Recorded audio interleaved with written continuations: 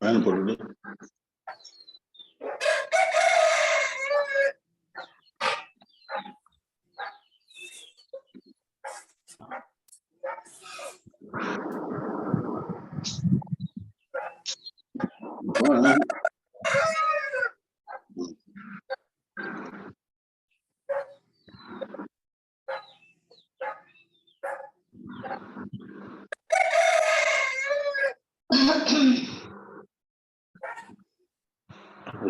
அவனை டிஸ்டர்ப் பண்ணலாம். அது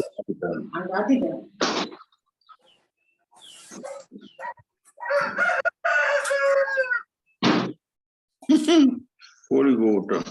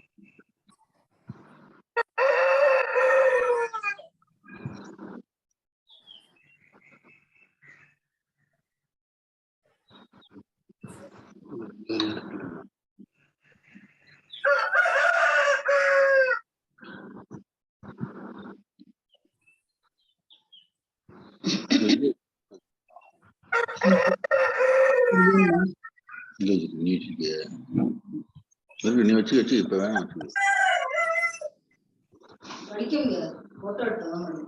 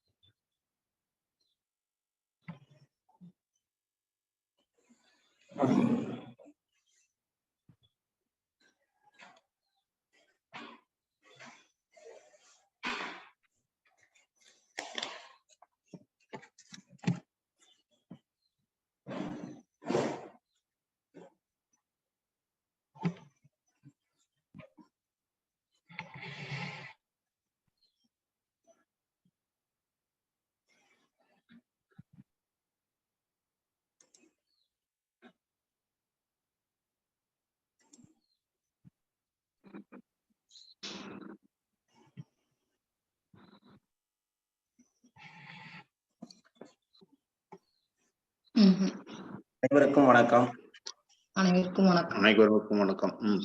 எல்லாம் வல்ல இறைவன் திருவுருளால் ரோட்டரி மாவட்டம் 2981 மாவட்ட ஆளுநர் ரோட்டரி செல்வநாதன் அவர்களின் சீரிய தலைமையில் rotary club of Karaikal friends city வழங்கும் காடை சக்கரம் மனிதனின் இயற்கை வாழ்வியல் முறை உன்னுடல் உன்னுடன் இந்த திட்டத்தை சிறப்பாக நடத்தி கொண்டிருக்கும் rotary club of Karaikal friends city உதவியாளர் ரோட்டரியின் ரவி அவர்களுக்கும் தலைவர் ரோட்டரியின் மணவாளன் அவர்களுக்கும் செயலாளர் ரோட்டரியின் ராஜ்குமார் அவர்களுக்கும் மற்றும் இன்று நம்முடன் இணைந்து பணியாற்ற காத்துக் கொண்டிருக்கும் rotary club of Thanjavur south சங்கத்தின் உதவியாளர் ரோட்டரி நாராயணன் அவர்களுக்கும் தலைவர் ரோட்டரியின் அசோக்குமார் அவர்களுக்கும் செயலாளர் ரோட்டரியின் ஸ்ரீதேவன் அவர்களுக்கும் மற்றும் ஆசான் கண்ணப்பனையா அவர்களுக்கும் இந்த நிகழ்விலே இன்று சிறப்பு பயிற்சியாளராக கலந்து கொண்டு சிறப்பிக்க இருக்கும் மூலிகை மகேந்திரன் ஐயா அவர்களுக்கும் திட்ட தலைவர் ரமேஷ் மோகன் அவர்களுக்கும் நிகழ்ச்சியிலே கலந்து கொண்டு சிறப்பித்துக் கொண்டிருக்கும் அனைத்து நல்வனங்களுக்கும் இந்த காலை வேலை நன்றிகளையும் வாழ்த்துக்களையும் வரவேற்புகளையும் தெரிவித்துக் கொண்டு நிகழ்ச்சியின் முதல் நிகழ்வாக ரோட்டரி இறைவணக்கம் வாசித்து வருகிறார் rotary club of Thanjavur south சங்கத்தின் உறுப்பினர் சுகந்தி அவர்.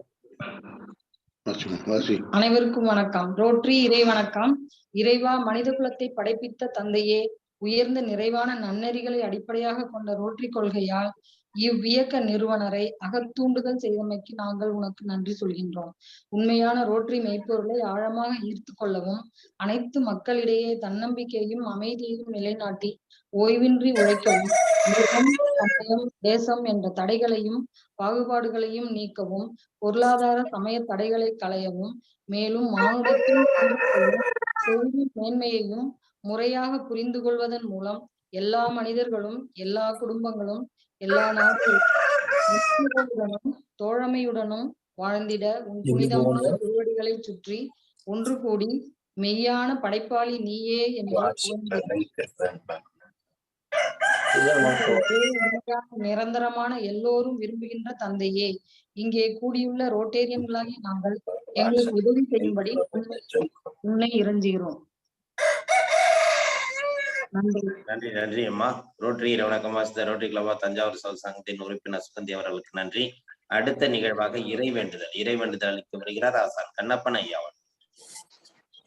அனைவருக்கும் உற்சாகமான காலை வணக்கம். எல்லையற்ற பரம்பொருளே, இக்கல்வியின் மூலம் உடலும் உள்ளமும் நலம் பெற அருள் புரிவாயாக. ஒட்டிய வயிறும் உயர்ந்த நெஞ்சமும் திறந்த தோள்களும் திண்ணிய நெஞ்சமும் துள்ளும் கால்களும் துவளாய் இதயமும் மலர்ந்த முகமும் கனிந்த பார்வையும் இவையாவும் பெற்று இயற்கையோடு இறையுணர்வோடு இணைந்து வாழ்வோம். நம் மனம் சாந்தமானது, இரக்க குணமுடையது, நல் எண்ணங்களில் செயல்களில் ஈடுபட அருள் புரிவாயாக. வாழ்க வளமுடன், வாழ்வாங்கு வாழ்க. நன்றி நன்றி ஐயா. அடுத்த நிகழ்வாக பிரணாம மந்திரம். உடலும் தலையும் நேர்கோட்டில் வைத்து இரு கைகளும் சிம்முத்தரையில் வைத்து ஆழ்ந்து மூச்சு காட்டிருக்கிறோம். இந்த அதிகாலை வேளையில், இந்த பிரம்ம முகூர்த்தத்தில் ஆழ்ந்த மூச்சு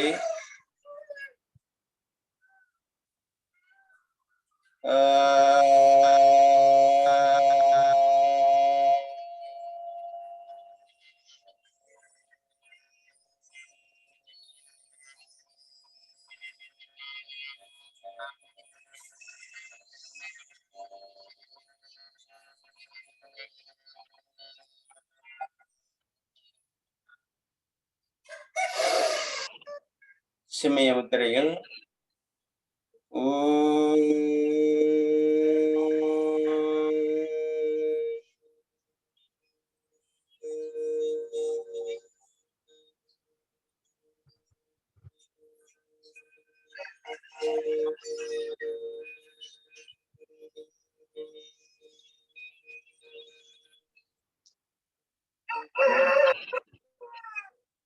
நீண்ட மூச்சு காற்றுள் இழுத்து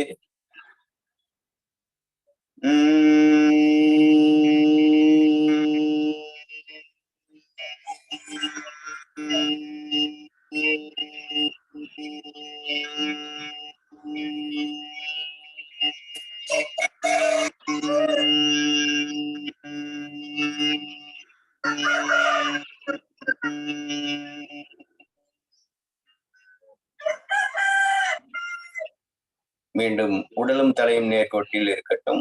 ஆழ்ந்த மூச்சு காற்று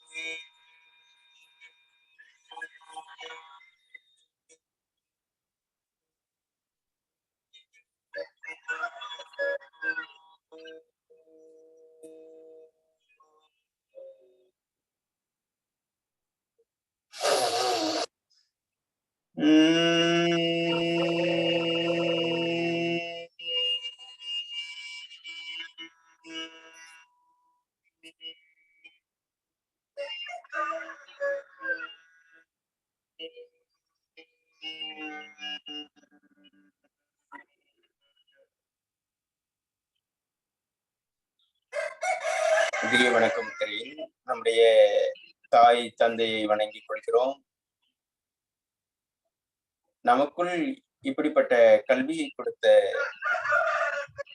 சித்தர்களை வணங்கிக் கொள்கிறோம். நாளும் பின்பற்றுவோம். ஒவ்வொரு நாளும் இப்பயிற்சிகளை செய்து உடலையும் உள்ளத்தையும் உயர்த்துவோம். வாழ்க வளமுடன், வாழ்வாங்கு வாழ்க. நன்றாக கையில உடிச்சு நல்லா வருடி விடுங்க. இந்த உடம்பு உள்ளத்தை நேசிக்க வேண்டும். கண்கள், காதுகள்,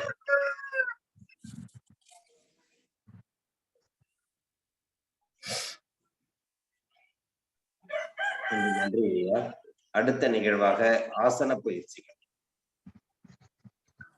தொடர்ந்து நம்ம இந்த தட்டுவர்மத்தை பார்த்துட்டு இருக்கோம். இந்த தட்டுவர்மத்துல உடல் முழுவதும் நம்ம தட்டி விடுற முறையை பார்த்திருக்கோம். அந்த தட்டுவர்மத்துக்கு முன்பாக நேற்று செய்த ஆசனத்துல 2 ஆசனம் பண்ணோம். முன்னா பாதகஸ்தாசனம் ஒண்ணு, அடுத்து வந்து கோணாசனம். இந்த பாதகஸ்தாசனம் செய்யும் பொழுது பாத்தீங்கன்னா, இந்த மூக்கு நுனி கீழே வரும் பொழுது அந்த பிளட் முழுவதும் தலைக்கு வரும். தலைக்கு வரும் பொழுது இந்த நாசிகள் ஓப்பன். ஆசன பயிற்சியிலேயே மிக முக்கியமானது எது அப்படின்னா, இந்த நாடிகளை திறப்பது, மூச்சு காற்றை ஒழுங்குபடுத்துவது. யோகனுடைய உச்சபட்ச நிலையே மூச்சு காற்றை சீர்படுத்துவது. ஏன் அப்படின்னா, இந்த மூச்சு காற்றோடு மனது தொடர்புடையது அப்படின்னு பார்த்தோம். அப்ப அதை திறப்பதற்கான ஆசனமாக இந்த பாதகஸ்தாசனம் அமைக்கப்பட்டிருக்குது. அதே சமயத்துல வந்து அந்த முதுகுத்தண்டு சீராகிறதுக்கான, அந்த முதுகுத்தண்டுலதான் நினைவாற்றலுக்கான கூறுகளும் அமைந்திருக்கு. அந்த முதுகுத்தண்டோட ஒட்டிதான் அந்த மூளையும் தொடர்புடையதாக இருக்கு. ஆக அந்த முதுகுத்தண்டை சீர் செய்யக்கூடிய ஆசனமாக நம்ம பார்க்க போறோம். நான் இருக்கிறது வந்து செஞ்சோலைன்ட்டு ஒரு இடம். எப்படின்னா, கோயம்புத்தூர்ல சூலூருங்கிற இடத்துல கோவையில இயற்கை குமார் ஐயா நடத்தக்கூடிய தந்திரா வகுப்புக்காக வந்துட்டு இந்த இடத்துல இருக்கும். சுத்தியும் பாத்தீங்கன்னா இந்த நாட்டு விதைகள், அந்த குளியல் பொடி, அப்படியான ஒரு எளிமையான இவ்வளவு பொருட்களை சேகரிச்சு வச்சிருக்காரு செந்தில் குமரன் சொல்லிட்டு ஒரு நண்பர். ஐயாவுடைய தோட்டத்துல ஒரு நீண்ட காலமாக ஒரு நம்மாழ்வார் ஐயாவுடைய தோட்டத்துல அங்கேயே தங்கி பயிற்சி எடுத்துட்டு அந்த கல்விய இந்த பகுதியில பரப்பு. இங்கன்னா கோவையில அப்படிப்பட்ட உள்ளம். நேத்து பாத்தீங்கன்னா இங்கன்னா கிணத்துக்கடவுன்னு சொல்லிட்டு ஒரு இடத்துல வந்து ஒரு 100 நபர்களுக்கு மேல வந்து இயற்கை விவசாயம், இயற்கை மருத்துவம், இயற்கை வாழ்வியல், இந்த மண்ணை, இந்த மக்களை காக்கணும், வளர்த்தெடுக்கணும், இந்த பாரம்பரிய விதைகளை வந்து வளர்த்தெடுக்கணும் அப்படின்னு பயணம் பண்ணி இருக்கக்கூடியவர். இன்னைக்கு நான் இழந்திருக்கிறதுக்கு முன்னாடியே பயணம் பண்ணி மதுரைகளை போயிட்டு இருக்காங்க.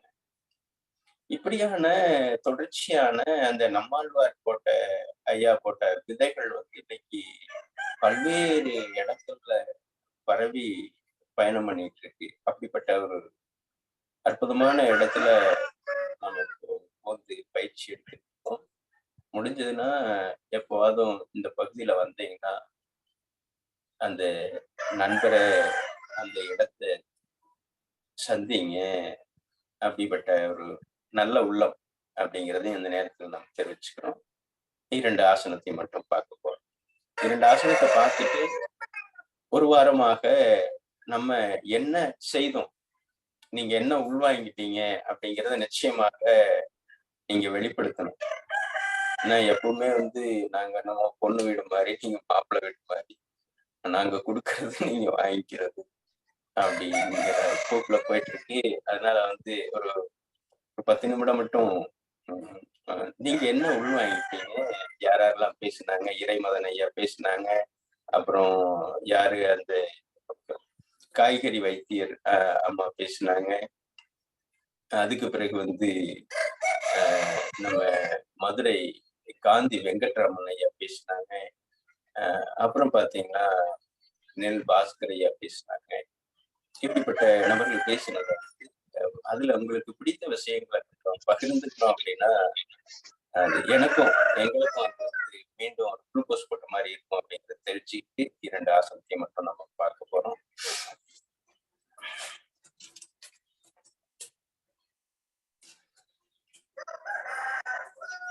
நீண்ட காற்றோடு எடுத்து ஏற்கனவே செய்த ஆசனம் உங்களுக்கு எளிமையாக இருக்கும்னு நினைக்கிறேன். ஆழ்ந்து மூச்சு எடுத்து அப்படியே மூச்சு விட்டே கூட வரலாம்னு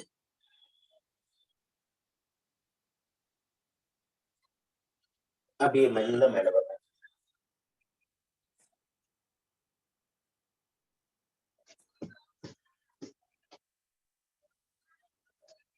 அப்படியே மூச்சு விட்டுட்டு கைகளை கொண்டு வரும். ஒரு நீண்ட நிதானமான மூச்சு. மீண்டும் ஒரு முறை ஆழமான மூச்சு காற்று.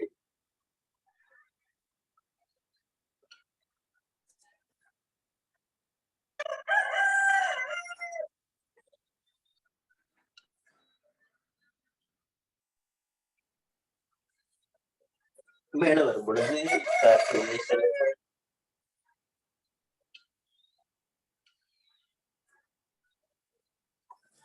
அடுத்ததாக கோணாசனம். நீண்ட காற்று உடலை நேராக வைத்து ஆழமான மூச்சு காற்று உள்ளெடுத்து அப்படியே சாய்வு நிலை கொண்டு போறாங்க. 1, 2, 3, 4, 5, 6, 7, 8, 9, 10. எதிர் திசையில் 1, 2, 3, 4, 5, 6, 7, 8, 9 ஓய்வு.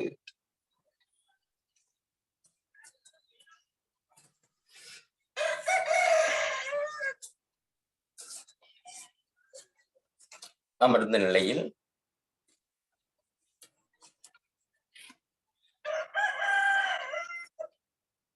ஆழ்ந்த மூச்சு நன்றாக தோள்பட்டை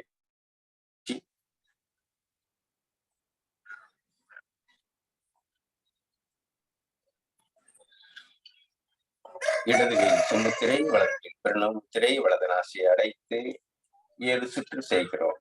வலதில் உள்ளிழுத்து இடதில் வெளியேற்றி, இடதில் உள்ளிழுத்து வலதில் வெளியேற்றுகிறோம். மெல்ல ஆழமாக உள்ளே சென்று மெல்ல வெளியேறட்டும்.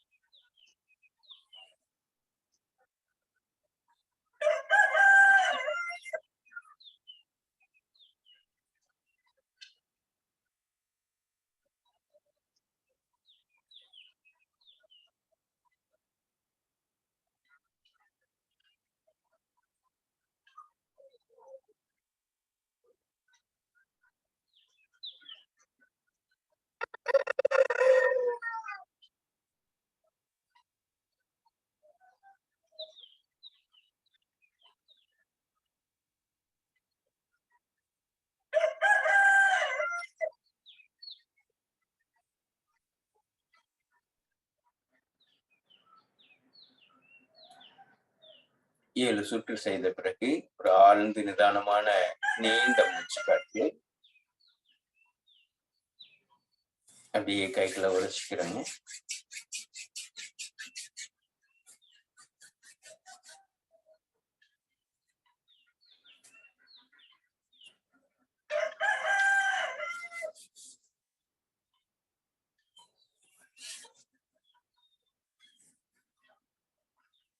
வாழ்க வளமுடன். இந்த வாரத்துல நம்ம என்ன உள்வாங்கிட்டோம், அதுல முக்கியமான கருத்துக்களை நீங்க வெளிப்படுத்தினீங்கன்னா எங்களுக்கு கொஞ்சம் உதவியாக இருக்கும். எங்களை செழுமைப்படுத்துவதற்கும் அதை நாங்களும் அதை உள்வாங்கிக்கிறதுக்கும் ஒரு வாய்ப்பாக அமையும். அது குழுவில் உள்ள அனைவரும் அதை கற்றுக்கொள்வதற்கும் மீண்டும் அதை வளர்த்தெடுப்பதற்கும் உதவியாக இருக்குங்கிறத தெரிவிச்சுக்கிட்டு காலம் கருதி ஒவ்வொருத்தராக வெளிப்படுத்தினீங்கன்னா ரொம்ப சந்தோஷமா இருக்கும்.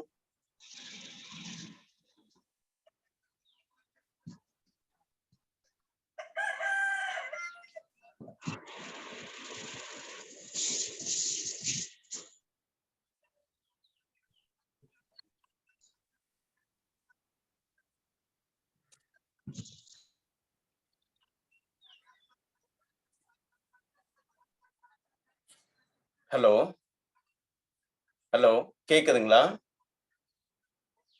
கேக்குது சார். கேக்குது ஐயா. இந்த வாரத்துல அனைவருக்கும் ஒரு முக்கியமான செய்திகளை, குறிப்பாக இறைமதன் ஐயா மிக மிக முக்கியமான விஷயம்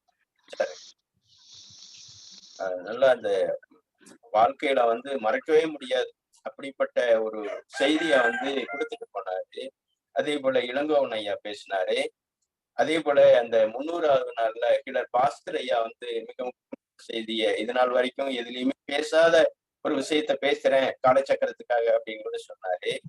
அப்படிப்பட்ட விஷயங்கள்ல உங்களுக்கு என்ன பிடிச்சது அப்படிங்கிறத நீங்க வெளிப்படுத்த நல்லா இருக்கும்.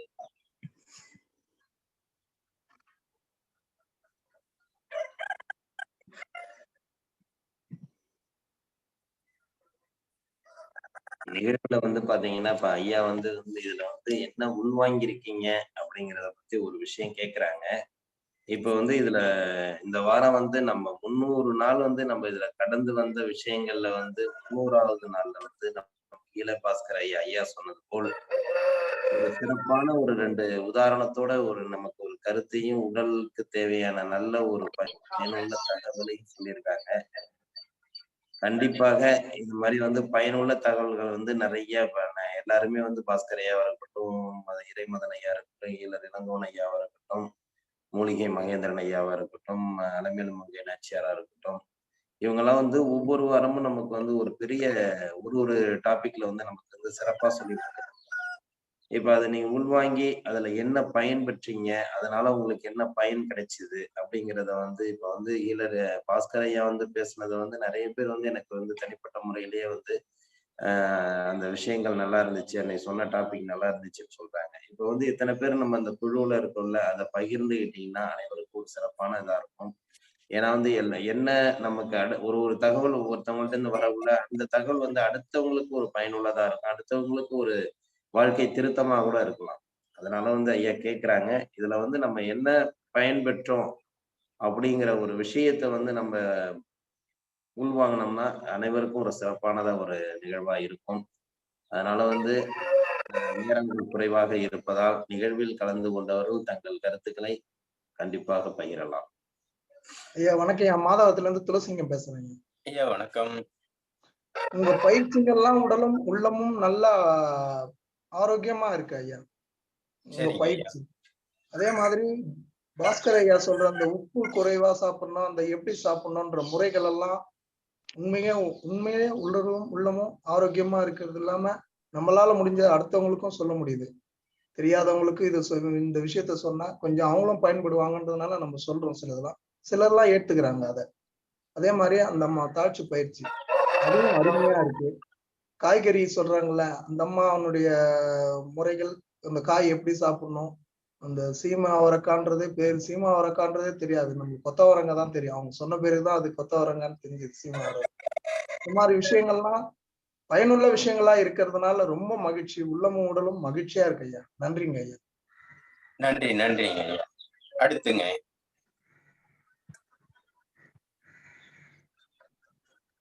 ஹீலர் பாஸ்கர் ஐயா பேசும்போது ஒரு முக்கியமான விஷயத்த வெளிப்படுத்தினாரு. என்னன்னா ஒரு மின்சாரம் போயிட்டு இருக்குது, அந்த மின்சாரம் போறதுல ஏதாவது ஒரு லைட் மட்டும் அப்படி ட்ரிம் ஆகி எரிஞ்சுக்கிட்டே இருக்கு.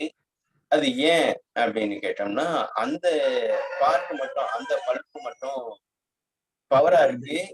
அது 10ல அதனால வந்து அது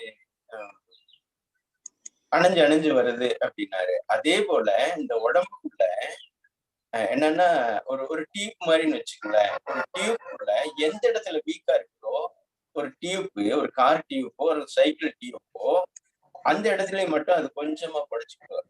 அது போலதான் இந்த உடம்புக்குள்ளேயும் அந்த காற்று அந்த உள்ள இருக்கும்போது எந்த இடத்துல அது வீக்கா இருக்குதோ அந்த இடத்துல வந்து வெளிப்படும்.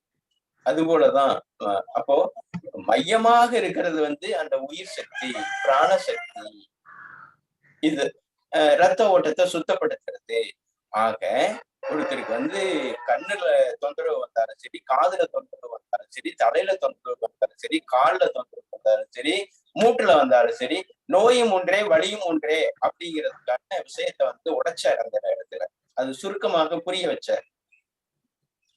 அந்த விஷயத்தை தான் வந்து அப்போ ஒரு உணவு கொடுக்கும் பொழுது, முறையான உணவு கொடுக்கும் பொழுது, முறையாக பசிச்சு சாப்பிடும் பொழுது, முறையாக இயற்கையாக இருக்கும் பொழுது அந்த இறை சக்தி, அந்த பிராணசக்தி முழுமையாக கிடைக்கும். அதுவே நோய்களை குணப்படுத்தும். அப்போ ஒரு நோய்க்கு பேர் அல்ல, மொத்தமாக வந்து அந்த இடத்துல ஒரு பிரச்சனை அப்படின்னு தான் நம்ம சொல்ல வர்றோம். அதைத்தான் வந்து குறிப்பிட்டு சொன்னாரு. இன்னொரு விஷயத்த சொன்னாரு. என்னன்னா அந்த சூப்பு வகைகளாக குடிக்கிறது. ஏன் வந்து அந்த சூப்பாக எடுத்துக்கணும் அப்படின்னா, அந்த சூப்ல இருக்கக்கூடிய அந்த இலை தலைகளை வந்து ஜீரணம் பண்றதுக்கு உடம்புல இருக்கக்கூடிய ஒரு குறிப்பிட்ட சக்தி செலவிடப்படணும். ஒரு குளுக்கோஸ் போட்டா நேரடியாக உடம்புல சக்தியாக மாறுது. அது உடம்புல இருக்கக்கூடிய சக்தியை எடுத்துக்கிட்டு ஜீரணிக்காது. அந்த விஷயத்தையும் குறிப்பிட்டாரு. இப்படி இந்த 2 விஷயம் ரொம்ப உயர்வான விஷயம். அதோட சேர்த்து இந்த வாரத்துல இறைமதன் ஐயா ஒண்ணு சொன்னாரு. என்னன்னா இந்த வித்து சக்தி, அந்த வித்து சக்தி தான் வந்து உயிரையே கொடுக்குது. அந்த வித்து சக்தி தான் வெளியேறி வந்து உயிரையே குடிக்குது. அப்ப அந்த வித்து சக்தியில தான் வந்து ஒரு உடம்பு உருவாகுது. குறிப்பாக அந்த பால் உணர்வின் மூலமாக தான் ஒரு குழந்தை, நம்ம எல்லாருமே ஒரு தாய் தந்தையினுடைய கூடுதல்ல தான் வந்து இந்த உடம்பே உருவாயிருக்குது. அப்ப இந்த உடம்பு எல்லோருடைய உடம்பு பால் உணர்வால் உருவாக்கப்பட்டது. அந்த பால் உணர்வால் உருவாக்கப்பட்டது அதற்குள் இருக்கும். அதை நெறிப்படுத்த வேண்டும், அதை ஒழுங்குபடுத்த வேண்டும், அதை சீர்படுத்த வேண்டும். அந்த பால் உணர்வால் வந்த இந்த உடலை அதை நல்ல நிலைக்கு மாற்ற வேண்டும். குறிப்பாக ஒரு ஏற்கனவே நம்ம குறிப்பிட்டிருக்கோம், ஒரு தங்க நாணயத்தை எந்த விதத்தில் வேணாலும் நம்ம அதை வந்து பயன்படுத்திக்கலாம் அப்படிங்கிற ஒரு கருத்து. அந்த சக்தியை, அந்த மூலாதாரத்தில் இருக்கக்கூடிய அந்த பாலுணர்வு சக்தியை ஞான நிலைக்கும் கொண்டு வரலாம். அப்ப காமத்திலிருந்து கடவுளை அடையும்படி அப்படின்னு சொல்லிட்டு ஓசோ ஒரு நூல் எழுதியிருப்பார், கண்ணதாசன் பதிப்பகத்துல. மிக முக்கியமான நூல் அப்படிங்கிறத வந்து இந்த நேரத்தில் பதிவிச்சுக்கிறோம். அப்போ ஒரு சொட்டு வெந்நீர் நல்லா இந்த இடத்த உள்வாங்கிக்கணும். ஒரு சொட்டு வெந்நீர் 40 சொட்டு செந்நீரால் உருவாக்கப்பட்டது அப்படிங்கிறத. ஒரு சொட்டு அந்த வித்து நீர் வந்து 40 சொட்டு ரத்தத்தால வந்து உருவாக்கப்பட்டது அப்படின்னு சொல்லப்படுது. அந்த வித்து சக்திய முறையாக பயன்படுத்துவதற்கு எல்லா விஷயங்களும் புரியும், ஒரு ஞான நிலையை அடைய முடியும் அப்படிங்கிறது கருத்து. அந்த விஷயத்த வந்து இந்த வாரம் இறைமதன் ஐயா வந்து மிக தெளிவாக, அழகாக, பொறுமையாக, நிதானமாக பதிய வச்சாரு. அது மிக சாதாரணமான சொல்லல அப்படிங்கிறதை நம்ம இந்த நேரத்துல நினைவு கொண்டு வரோம்.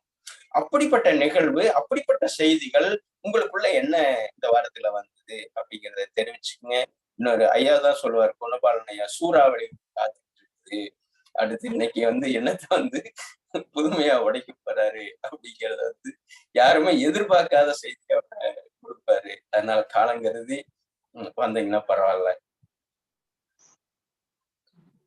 அதே மாதிரி பாஸ்கரையா பேச உள்ளையா நம்ம அந்த மண்பானையை பத்தி ஒரு நல்ல விளக்கம் கொடுத்தாங்க அன்னைக்கு.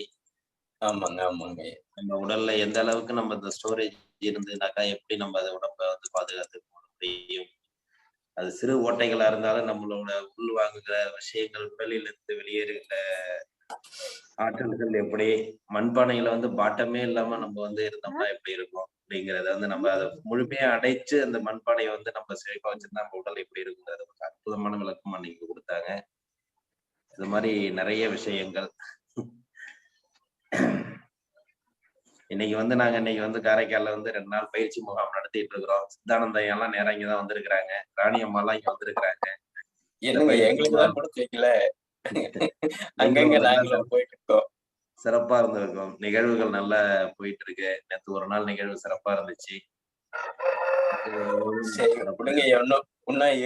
இதே தேதியில் அடுத்த மாதம் எல்லாரும் ஒன்னா கூட்டியிருக்கோம்.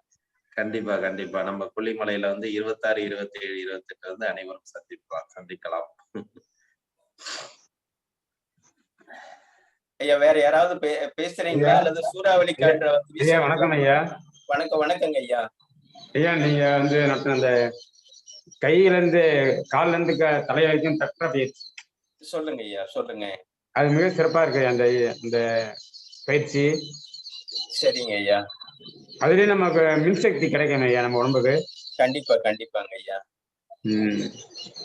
கொடுங்க ஐயா, உங்க அருகாமையில் இருக்கிறவங்களுக்கு அத்தனை பேருக்கு சொல்லி கொடுத்துருங்க ஐயா. அதை செய்யும் போது தோப்பு காணும் எளிமையா இருக்கு ஐயா. அதை செஞ்சுட்டு தோப்பு காணும் போது எளிமையா இருக்கு. ஓ சரிங்க ஐயா, நல்லதுங்க. அதுதான் வேற யாரு சொல்ல வர்றீங்க? யோசிச்சுட்டே இருந்தீங்கன்னா காலம் போயிடும். அடுத்து அவர் வந்துருவாரு.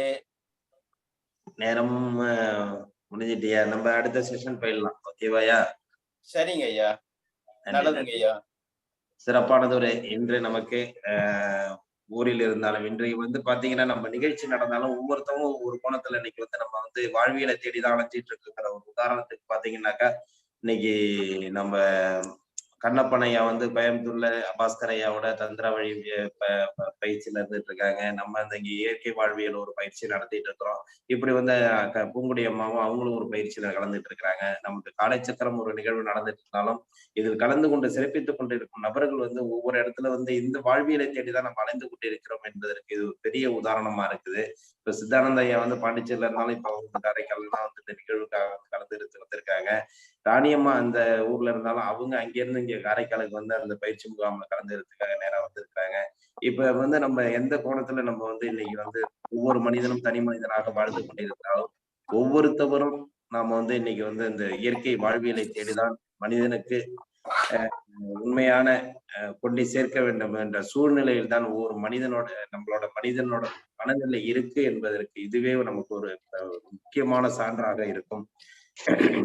ஏன்னா இந்த நிகழ்வுல கலந்து பாஸ்கர் ஐயா, அதாவது நெல் பாஸ்கர் ஐயா கூட எடுத்துக்கலாம். அவங்கள நான் வந்து அந்த பயிற்சியை செஞ்சுட்டு இருக்கோம்.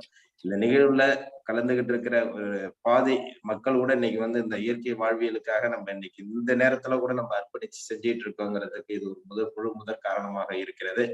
எனவே அனைவரும் இந்த அற்புதமான காலைச்சக்கரம் நிகழ்வாக இருக்கட்டும். இந்த நிகழ்விலே பங்கு பெற்று சிறப்பித்துக் கொண்டிருக்கும் உங்களுக்கும் சரி, உங்களை சார்ந்தவர்களுக்கும் சரி, அதாவது உண்மையாக இந்த காலைச்சக்கரம் நிகழ்வு நன்றி கூற கடமைப்பட்டுள்ளது என்பதை இந்த நேரத்திலே தெரிவித்துக் கொள்கிறோம்.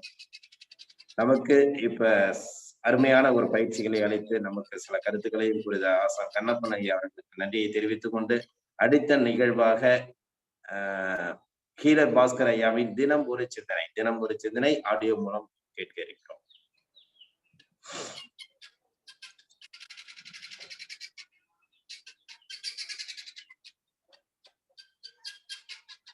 செழிக்கட்டும் விவசாயம். வேந்தர் டிவி நேயர்களுக்கு காலை வணக்கம். காரம்ங்கிற சுவைக்கும் நம்ம உடல் ஆரோக்கியத்துக்கும் எப்படி சம்மந்தம் இருக்குங்கிறது நீங்க பார்க்கலாங்க. காரத்துக்கும் காற்றுக்கும் நுரையீரலுக்கும் பெருங்குடலுக்கும் மூக்குக்கும் துக்கத்துக்கு சம்பந்தம் இருக்கு.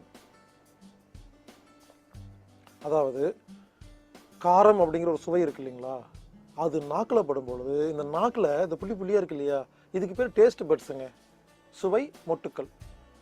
இந்த காரங்கிற சுவை நாக்கில் பட்டோன்னே அந்த நாக்கில் இருக்கிற சுவை மொட்டுக்கள் என்ன பண்ணும், காற்று கரண்ட்டாக காற்று பிராணனா மாற்றி உடம்பெல்லாம் சப்ளை பண்ணிடும். உடம்புல இருக்கிற எல்லா செல்லுக்கும் ஒரு பஞ்சபூத சக்தியான காற்று சக்தி கிடைக்கிறது காற்றின் மூலியமாக. இப்போ நுரையீரலில் ஆஸ்மா, வீசிங், நெஞ்சு சளி, சைனஸ், அலர்ஜி இதெல்லாம் வரும்போது என்ன பண்ணுறாங்க, சின்ன வெங்காயம் சாப்பிடுங்கம்பாங்க, ஏன்னா காரமாக இருக்குது. மிளகு சாப்பிடுவாங்க, ஏன்னா காரமாக இருக்குது. முட்டைக்கோஸ் சாப்பிட சொல்லுவாங்க, முட்டைக்கோஸுங்கிறது காரத்தன்மை உடையது. அதாவதுங்க நுரையீரலை குட்டி பண்ணி பாருங்க, மூக்கு மாதிரியே இருக்கும். மூக்கு பெருசு பண்ணி பாருங்க, நுரையீரல் மாதிரி இருக்கும். மூக்குக்கும் நுரையீரலுக்கும் அவ்வளோ சம்மந்தம் இருக்கு. இந்த மூக்கு மேலே புள்ளி புள்ளியாக ஏதாவது கொப்பளை வந்தாலோ, மூக்கில் ஏதாவது ப்ராப்ளம் வந்தாலோ, நுரையீரலில் கெட்டு போனாதான் மூக்கு ப்ராப்ளம் வரும். மூக்குக்கும் நுரையீரலுக்கும் பெருங்குடலுக்கும் சம்மந்தம் இருக்கு. மலச்சிக்கல் சொல்றாங்க இல்லைங்களா, மலம் ஒழுங்கா வரலன்னு. காற்று உடம்புல குறைஞ்சாதாங்க மலச்சிக்கல் வரும். நுரையீரல் பாதிப்பு இருந்தா, நுரையீரலில் சளி நிறைய இருந்தா, காத்தோட்டம் இல்லாத இடத்துல படுத்திருக்கும் பொழுது நமக்கு இந்த மலச்சிக்கல் வரும். நல்லா கவனிங்க, காரத்துக்கும் காற்றுக்கும் நுரையீரலுக்கும் பெருங்குடலுக்கும் மூக்குக்கும் துக்கத்துக்கும் சம்மந்தம் இருக்கு. அது என்ன துக்கம்னு கேட்டா, திடீர்னு ஒரு யாராவது இறந்துட்டாங்க, கேள்விப்பட்டு என்ன சொல்றோம், ஐயோ அப்படியா அப்படின்ற ஆச்சரியமா இருப்போம், சொல்லுவோம். அந்த விஷயத்தை கேள்விப்பட்டோன்னே கொஞ்ச நேரம் மூச்சு பேச்சு எல்லாம் போயிருச்சுன்னு. ஏன் மூச்சு போச்சு? துக்கமான விஷயத்தை கேள்விப்படும் பொழுது உடம்பில் உள்ள காற்று பிராணன் குறைஞ்சிரும். சில வீட்டில் பார்த்தீங்கன்னா தாத்தா பாட்டி அன்பாக வாழ்ந்துட்டு இருப்பாங்க, தாத்தாவோ பாட்டியோ இறந்துருவாங்க. அந்த நினச்சிட்டே இவங்க உட்காந்து அந்த துக்கம் இருக்கு இல்லையா, அந்த துக்கத்தில் ஆஸ்மா வரும், வீசிங் வரும், நெஞ்சு சளி அதிகமாகும். சில பேருக்கு ஒரு சந்தேகம், கவலைக்கும் துக்கத்துக்கும் என்ன வித்தியாசம்னு. கவலை வேற, துக்கம் வேறங்க. கவலைன்னு எப்படின்னா, நம்ம வீட்டில் யாராவது உடம்பு சரியில்லாம படுத்துருக்குறாங்க, அது பேர் கவலை, என்னைக்காவது சரியாயிருவாங்க. இறந்துட்டாங்க, மறுபடியும் வரமாட்டாங்க, துக்கம். துக்கம் என்பது நிரந்தரமான ஒரு கவலை. கவலை என்பது ஒரு தற்காலிகமான ஒரு துக்கம், ஒரு கெட்ட விஷயம்னு வச்சுக்கலாங்க. அதாவது துக்கம் வந்தாதான் நுரையீரல் பாதிக்கும்.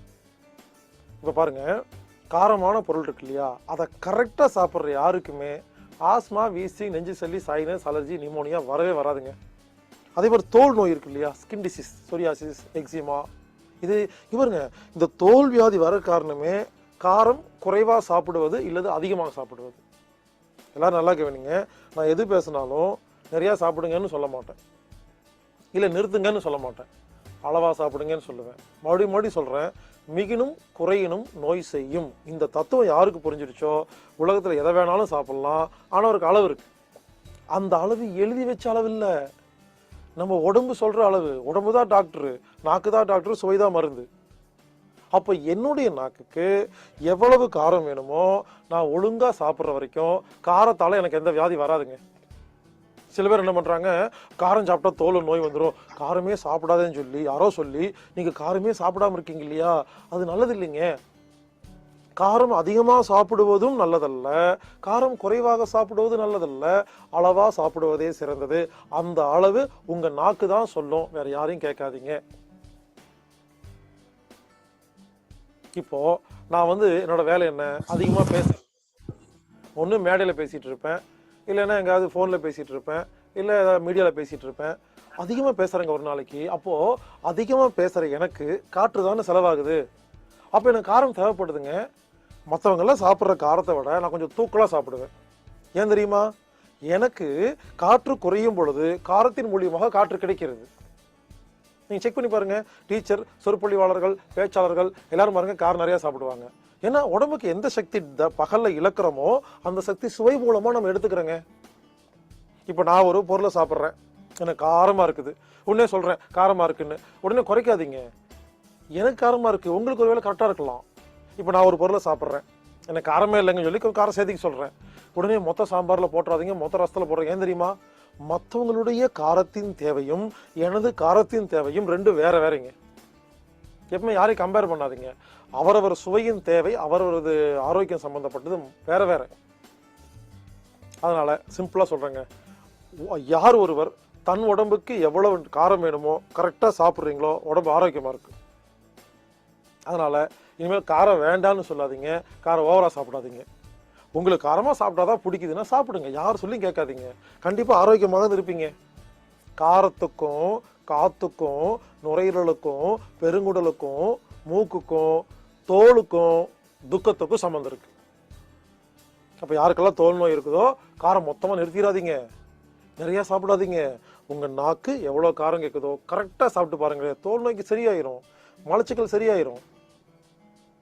சில பேருக்கு மலம் ஒழுங்கா வராது. ஒரு நாள் சாப்பிடுவாங்க, சாப்பிட்ட உடனே மழை வரும். சொல்லுவாங்க, எனக்கு சாப்பிட்ட உடனே மழை வருது, இன்னமும் ஆயிடுச்சு. ஒன்றும் ஆகலை. உங்க உடம்புக்கு பெருங்குடல்ல மலத்தை தள்ளுறதுக்கு உடம்புல காரம் இல்லை. இப்போ காரமான சாப்பாடு சாப்பிட்ட உடனே அப்பாடா அப்படின்னு அந்த காரம் போய் மழை தள்ளி விடுது. நல்லது. வராமல் இருக்கிறதாங்க கெட்டது. சாப்பிட்டு முடிச்சு வருது இல்லையா, நல்லதுதான். எனவே இனிமேல் யார் சொல்லியும் கேட்காதீங்க. உங்க நாக்கு தாங்க டாக்டரு, சுவை தாங்க மருந்து. இதை புரிஞ்சுக்கிட்டு யாரா இருந்தாலும் அவரவர் நாக்குக்கு எவ்வளவு காரம் வேணுமோ கரெக்டா சாப்பிடுங்க. இதனாலதாங்க நம்ம தாத்தா பாட்டியில என்ன பண்ணாங்கன்னா இலைய போட்டு ஏன் தெரியுமா ஊறுகாய் வச்சாங்க? சாப்பிடும் போது காரம் பத்திலையா ஊறுகாய் சேர்த்திக்கங்கிறக்காக தான். எனவே அதுக்காக ஊறுகாய் சாப்பிடுங்கன்னு சொல்ல வரல, நான் சொல்ல புரிஞ்சுக்கங்க. நமது உடம்புக்கு எவ்வளவு காரம் வேணுமோ அது சரியாக சாப்பிடும் ஒருவருக்கு தோல் ஆரோக்கியமாக இருக்கும், நுரையீரல் ஆரோக்கியமாக இருக்கும், ஆஸ்மா வீசிங் எல்லாம் சரியா போயிடும். அதனால இனிமேல் நீங்க சாப்பிடும் பொழுது உங்களுக்கு எவ்வளவு காரம் வேணுமோ அதை கரெக்டாக சாப்பிடுங்க. சில பேருக்கு ரசம் ஏந்திரியம் பிடிக்குது, ரசத்துல காரம் இருக்கு, மிளகு இருக்குது, பிடிக்குது. அப்போ அந்த ரசம் நிறைய சாப்பிடுங்க, குழம்பு கம்மியாக சாப்பிடுங்க, தயிர் கம்மியாக சாப்பிடுங்க. உங்களுக்கு ஒருவேளை காரம் அதிகமாக இருக்குன்னா தயிர் சாப்பிடுங்க. இங்க பாருங்க, நான் இந்த மாதிரி பேசிட்டு இருக்கேன் இல்லையா, அப்பெல்லாம் நிறைய காரமாக சாப்பிடுவேன். ஒரு 10 நாள் எனக்கு பேசுற வேலையே இல்லைன்னா நான் எதை சாப்பிட்டாலும் காரமா இருக்குதுங்க, எனக்கு காரம் அதிகமா இருக்குதுங்க. அப்போ என் உடம்பு தானே முடிவு பண்ணுது எவ்வளவு காரம் சாப்பிடணுங்கிறத. அதனால காரம் என்பது ஒரு மருந்து, அளவாக சாப்பிட்டால் என்பதை புரிந்து கொண்டு இனிமேல் அவரவர் நாக்குக்கு எவ்வளவு காரம் வேணுமோ அதை சரியாக சாப்பிட்டு நாம் ஆரோக்கியமாக வாழ்வோமாக. எனவே காரம் சாப்பிடுவோம், ஆரோக்கியமாக வாழ்வோம். வாழ்வோம் ஆரோக்கியமாக.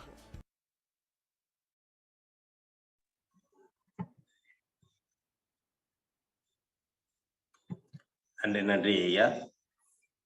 நம் உடலை பற்றி ஒவ்வொரு கருத்துக்களையும் ஒவ்வொரு நிகழ்வாக நமக்கு எடுத்துரைத்தாலும் ஒவ்வொன்றும் ஒரு பொக்கிஷம் என்பதற்கு உதாரணமாக, அதாவது ஹீலர் பாஸ்கர் ஐயாவின் வார்த்தைகளும் சரி,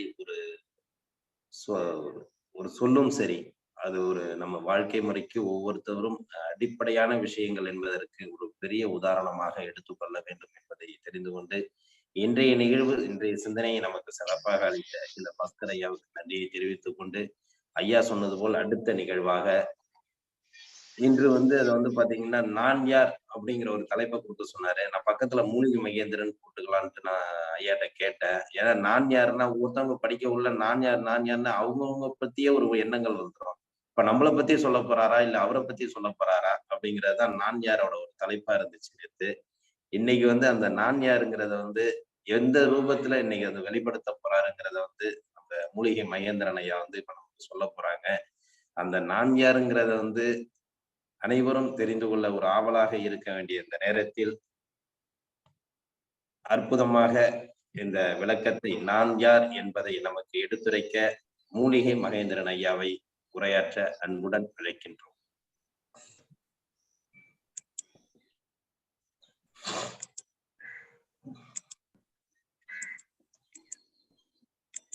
ஐயா கேக்குதுங்களா? கிளியரா கேக்குதுங்களா ஐயா? கேக்குது ஐயா. சரிங்க ஐயா. ஐயா ஒரு சின்ன முதல்ல ஸ்டார்ட் பண்றதுக்கு முன்னாடி ஐயா என்னுடைய உருவம் முழுமையா தெரியுதா? தெரியுது. முழு உருவமே காணிய. என்னங்க ஐயா? உருவம் வரலையா? இருங்க இருங்க இருங்க.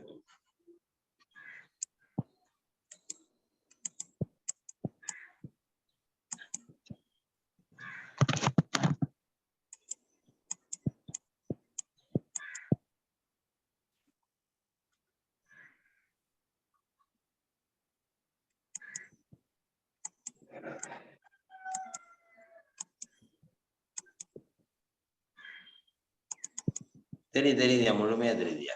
முழுமையா தெரியுதுங்களா ஐயா? தெரியுது. சரிங்க ஐயா.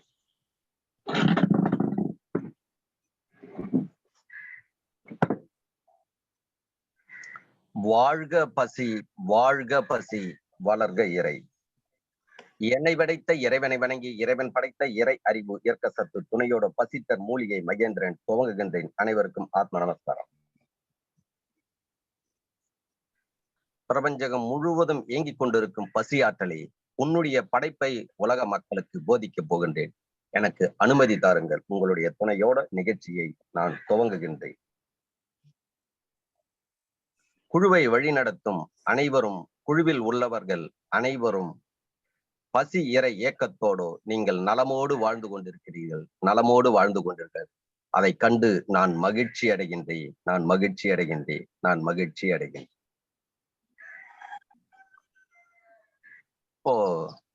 போன நிகழ்ச்சியில் கால்ல எப்படி விழுது அப்படின்றது சொல்லித்தரேன்னு சொன்னேன். ஒரு 2 பேர் பதில் சொல்லுங்களேன். இதுவரையில நீங்க எப்படி கால்ல விழலாம், யார் கால்ல விழலாம்? எங்க அப்பா அம்மா எல்லாம் சொல்லி கொடுத்தாங்க. அது விழுந்த அந்த அளவுக்கு நன்மைகள் இல்லை. சுயமா எனக்கு புரிஞ்சுது. அது மாதிரி கால்ல விழுறதால எனக்கு முதல்ல பாதுகாப்பு கிடைக்குது. அது நான் உணர்ந்தது. அடுத்து நல்ல வழிகாட்டுதல் இருக்கு, என்னை நல்லா வாழ வச்சுனது.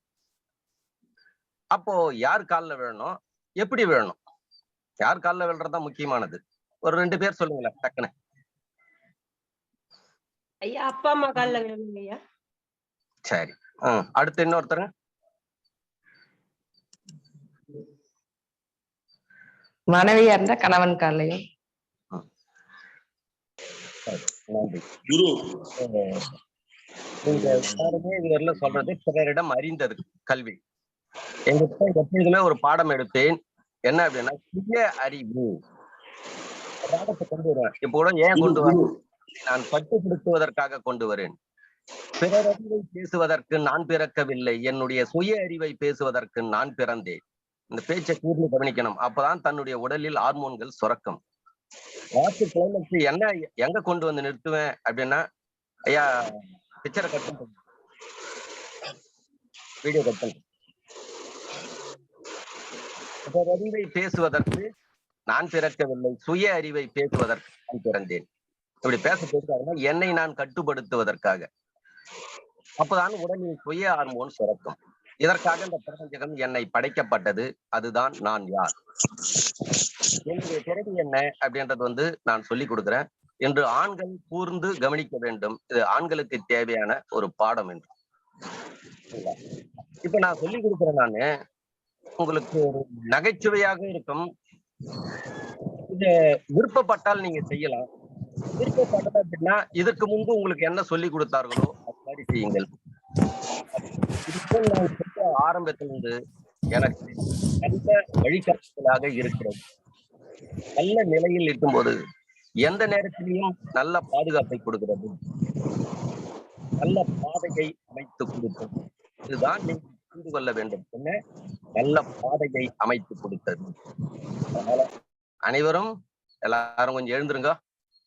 எல்லாருமே சேர்ல உட்காந்துங்க, கால் மறுத்துனுங்க, கொஞ்சம் எழுந்து நில்லுங்க.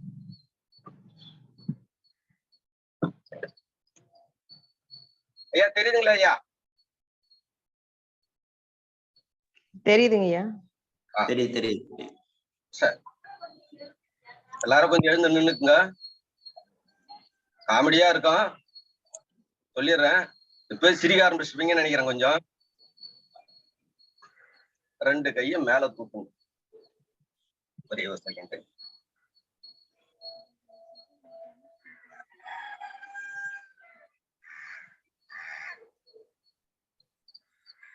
கைய மேல தூக்கிட்டீங்களா? அப்படியே குனிஞ்சு தன் காலை தொட்டு வணங்குங்க. பிறர் கால விழுத்துக்கா பிறந்தீங்க. என் காலை தொட்டு நான் வணங்குவேன். நல்ல இடத்திற்கு என்னை அழைத்து செல், பாதுகாப்பான இடத்திற்கு என்னை அழைத்து செல். காலையில் எழுந்ததும் பிரபஞ்சகத்தில் அனுமதி பெறுவேன். அன்னை பூமாதேவியிடம் அனுமதி பெறுவேன். இயற்கையிடம் அனுமதி பெறுவேன். லாஸ்ட்ல என் காலை நான் தொட்டு வணங்குவேன். பாதுகாப்போட இட்டு போயிட்டு பாதுகாப்போட என்னை இட்டுக்குவா. சரி, இது ஒல்லியாகிறவங்க செஞ்சிடலாம்.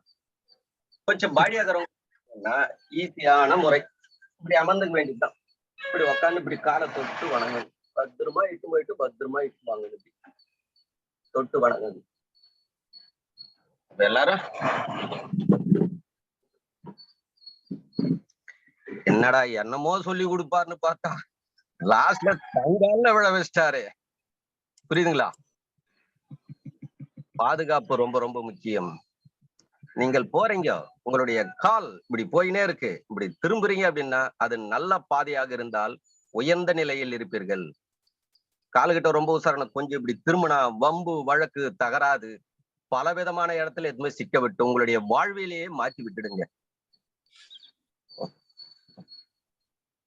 அதனால இது புரிஞ்சுங்க.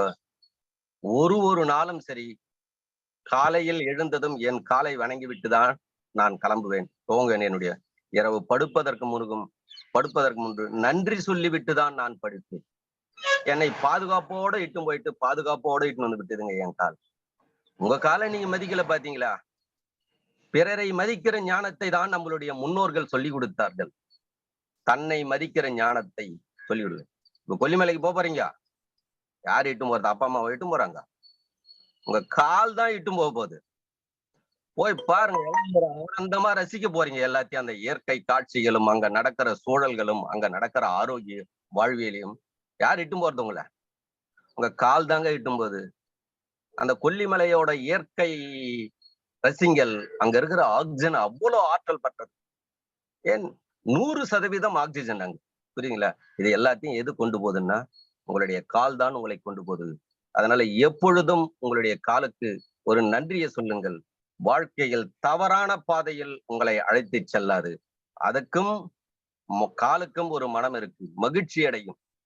கவலையே படாத, நான் உன்னை பாதுகாப்போட இட்டும் போயிட்டு பாதுகாப்போட இட்டுன்னு வரேன் அப்படின்னு உங்களுக்கு பாதுகாப்பை கொடுக்குங்க. என் காலை தொட்டு வணங்கிய பிறகுதான் பல மலைகளுக்கு சென்றேன். எல்லா இடத்திலும் எனக்கு பாதுகாப்பு. பிரச்சனைக்கு குறிய இடம் இருக்கு என்றால் என்னுடைய பாதை கால் அந்த பக்கம் போவா, திருப்பி வேற பகுதிக்கு அழைத்து செல்லும். இதை ஒரு புரிந்து கொள்ளுங்கள். பல ஃபாரஸ்டுகள், பல மலைகள், பல காடுகள். மஞ்சு மலை எல்லாம் போயிட்டோம்னா ரொம்ப டப்பா இருக்கும். கொல்லிமலை ஈஸியா இருக்கும், மஞ்சு மலை எல்லாம் டப்பா இருக்கும். பஸ் வசதிகள் கிடையாது, ஒரே ஒரு பஸ் மட்டும்தான் அலோட். அந்த இடத்தெல்லாம் ரொம்ப டப்பா இருக்கும். அந்த டப்பான மலைகள்ல போய், ஆனா இயற்கை பயங்கரமா இருக்கும், இயற்கை சார்ந்து வாழலாம், நிறைய மூலிகைகள் இருக்கும். அந்த இடத்துல பாதுகாப்பா போயிட்டு பாதுகாப்போட வரணும் அப்படின்னா கால் தான். எந்த அளவுக்கு உங்களுடைய காலை மதிக்கிறீர்களோ, அந்த பகுதியில் ஒரு புலியோ சிங்கமோ இருக்கு என்றால் உங்களுடைய கால் அதை கவனிக்கும். கவனித்து விட்டு அந்த பாதையில் அழைத்து செல்லாமல் அடுத்த பாதையில் அழைத்து செல்லும். இது நான் உணர்ந்தது, என்னுடைய அனுபவத்தை நான் பதிவு செய்கிறேன். இப்ப புரிஞ்சுக்கணும். விருப்பப்பட்டா வணங்குங்க, காலை தொட்டு வணங்கி பாருங்க, சுகமா இருக்கும். புரியுதுங்களா? அப்போ சரி, இப்போ அடுத்த நிகழ்ச்சி அடுத்த வாரத்தில். இது போன வாரம் கேட்ட கேள்வி, இந்த வாரம் ஒரு கேள்வி கேட்டுறேன். சிந்திங்க, ஒரு வாரம் சிந்திங்க. என் வீடு மறைமலை நகர்ல, செங்கல்பட்டு மாவட்டம் மறைமலை நகர்ல வசிக்கிறேன். எனக்கு அலாட்மெண்ட் ஆனதே எவ்வளவு அப்படின்னா 325 ஸ்கொயர் ஃபீட். இது கட்டிட்டா சுத்தி எல்லாமே பில்டிங். எப்பொழுதே என்னுடைய வீட்டுக்குள்ள என்னன்னா காத்து வசதிகள் கொஞ்சம் கம்மியா இருக்கும். கிராம பகுதிகளில் பெருசா கட்டணம்னா காத்து வசதிகள் அதிகமா இருக்கு. இது சின்ன இடமே, அலாட்மெண்ட்டே இவ்வளவுதான் இது கொடுத்தது. ஆனால் என்னுடைய வீட்டுக்குள் எப்பொழுதும் வெப்பம் இருக்கவே இருக்காது, குளிர்ச்சியாகவே இருக்கும். இப்ப வெய்ய காலம் வருகிறது, எல்லாரும் என்ன பண்ணுவாங்க? ஏசி போட்டுக்குவாங்க குளிர்ச்சியா இருக்கிறதுக்காக. நான் ஏசி எல்லாம் போட மாட்டேன். சரி, ஏசி போட்டு குளிர்ச்சியா இருக்கேன், கரண்ட் கட் ஆயிட்டா அந்த வீட்டுக்குள் வெப்பம் ஆயிடும். என் வீட்டுல கரண்டே இல்லைனாலும் சரி, குளிர்ச்சியாக இருக்கும் என்னுடைய வீடு. அப்போ நான் இயற்கை முறையில் ஏர் கூலர் செட் பண்ணிருக்கேன். அது என்ன அப்படின்னு யோசனை பண்ணி வைங்க. ஆனா இப்பவும் சொல்லிடுறேன், காலில் விழுற மாதிரி தான் அதுவும் இருக்கும். நீங்க ஏதோ வானத்துல இருந்து, சந்திரன்ல இருந்து ஏதோ எட்டுன்னு வந்துட்டாரு, சூரியன்ல இருந்து எட்டுன்னு வந்துட்டாருன்னு நினைச்சீங்க, இந்த காலில் விழுற கேஸ் தான். என்னடா சாமியார் காலில் விழுந்துருக்கலாம், பெரிய பதவியில காலில் விழுந்தா வேலை கிடைச்சிருக்கு. தங்கால தொட்டி வணங்க சொல்லிட்டாரு. தன் காலை தொட்டி வணங்கினால் உயிருக்கு பாதுகாப்பு, எந்த விதமான சிக்கலும் இருக்காது. புரிஞ்சுக்க. சரி, நான் என்ன மாதிரி அந்த இயற்கை கரண்டே இல்லைன்னா கூட எனக்கு பிரச்சனை கிடையாது. அதுக்காக நான் ஏர் கூலர் மிஷினும் வாங்கல. அது என்ன மாதிரி பயன்படுத்தி அப்படின்னு ஒரு வாரம் செஞ்சீங்க. அடுத்ததுல அதை பார்ப்போம். இன்னைக்கே சொல்லிட்டா ஐயா ரொம்ப வேக்கடாக்குதுங்க. பல பேர் வீட்டுல ஏசி இல்ல, ஆனா இதை பயன்படுத்தும் போது வெப்பம் கண்டிப்பாக குறையும். ஒரு வாரம் பொறுத்து கொள்ளுங்கள், கண்டிப்பா சொல்லித்தரேன். ஒரு சிந்தனையாக வைத்துக் கொள்ளுங்கள், ஆராய்ச்சி செய்யுங்கள், பார்ப்போம். சரி, இப்ப நான் அதுக்குள்ள தலைப்புக்கு போயிடுவோம்.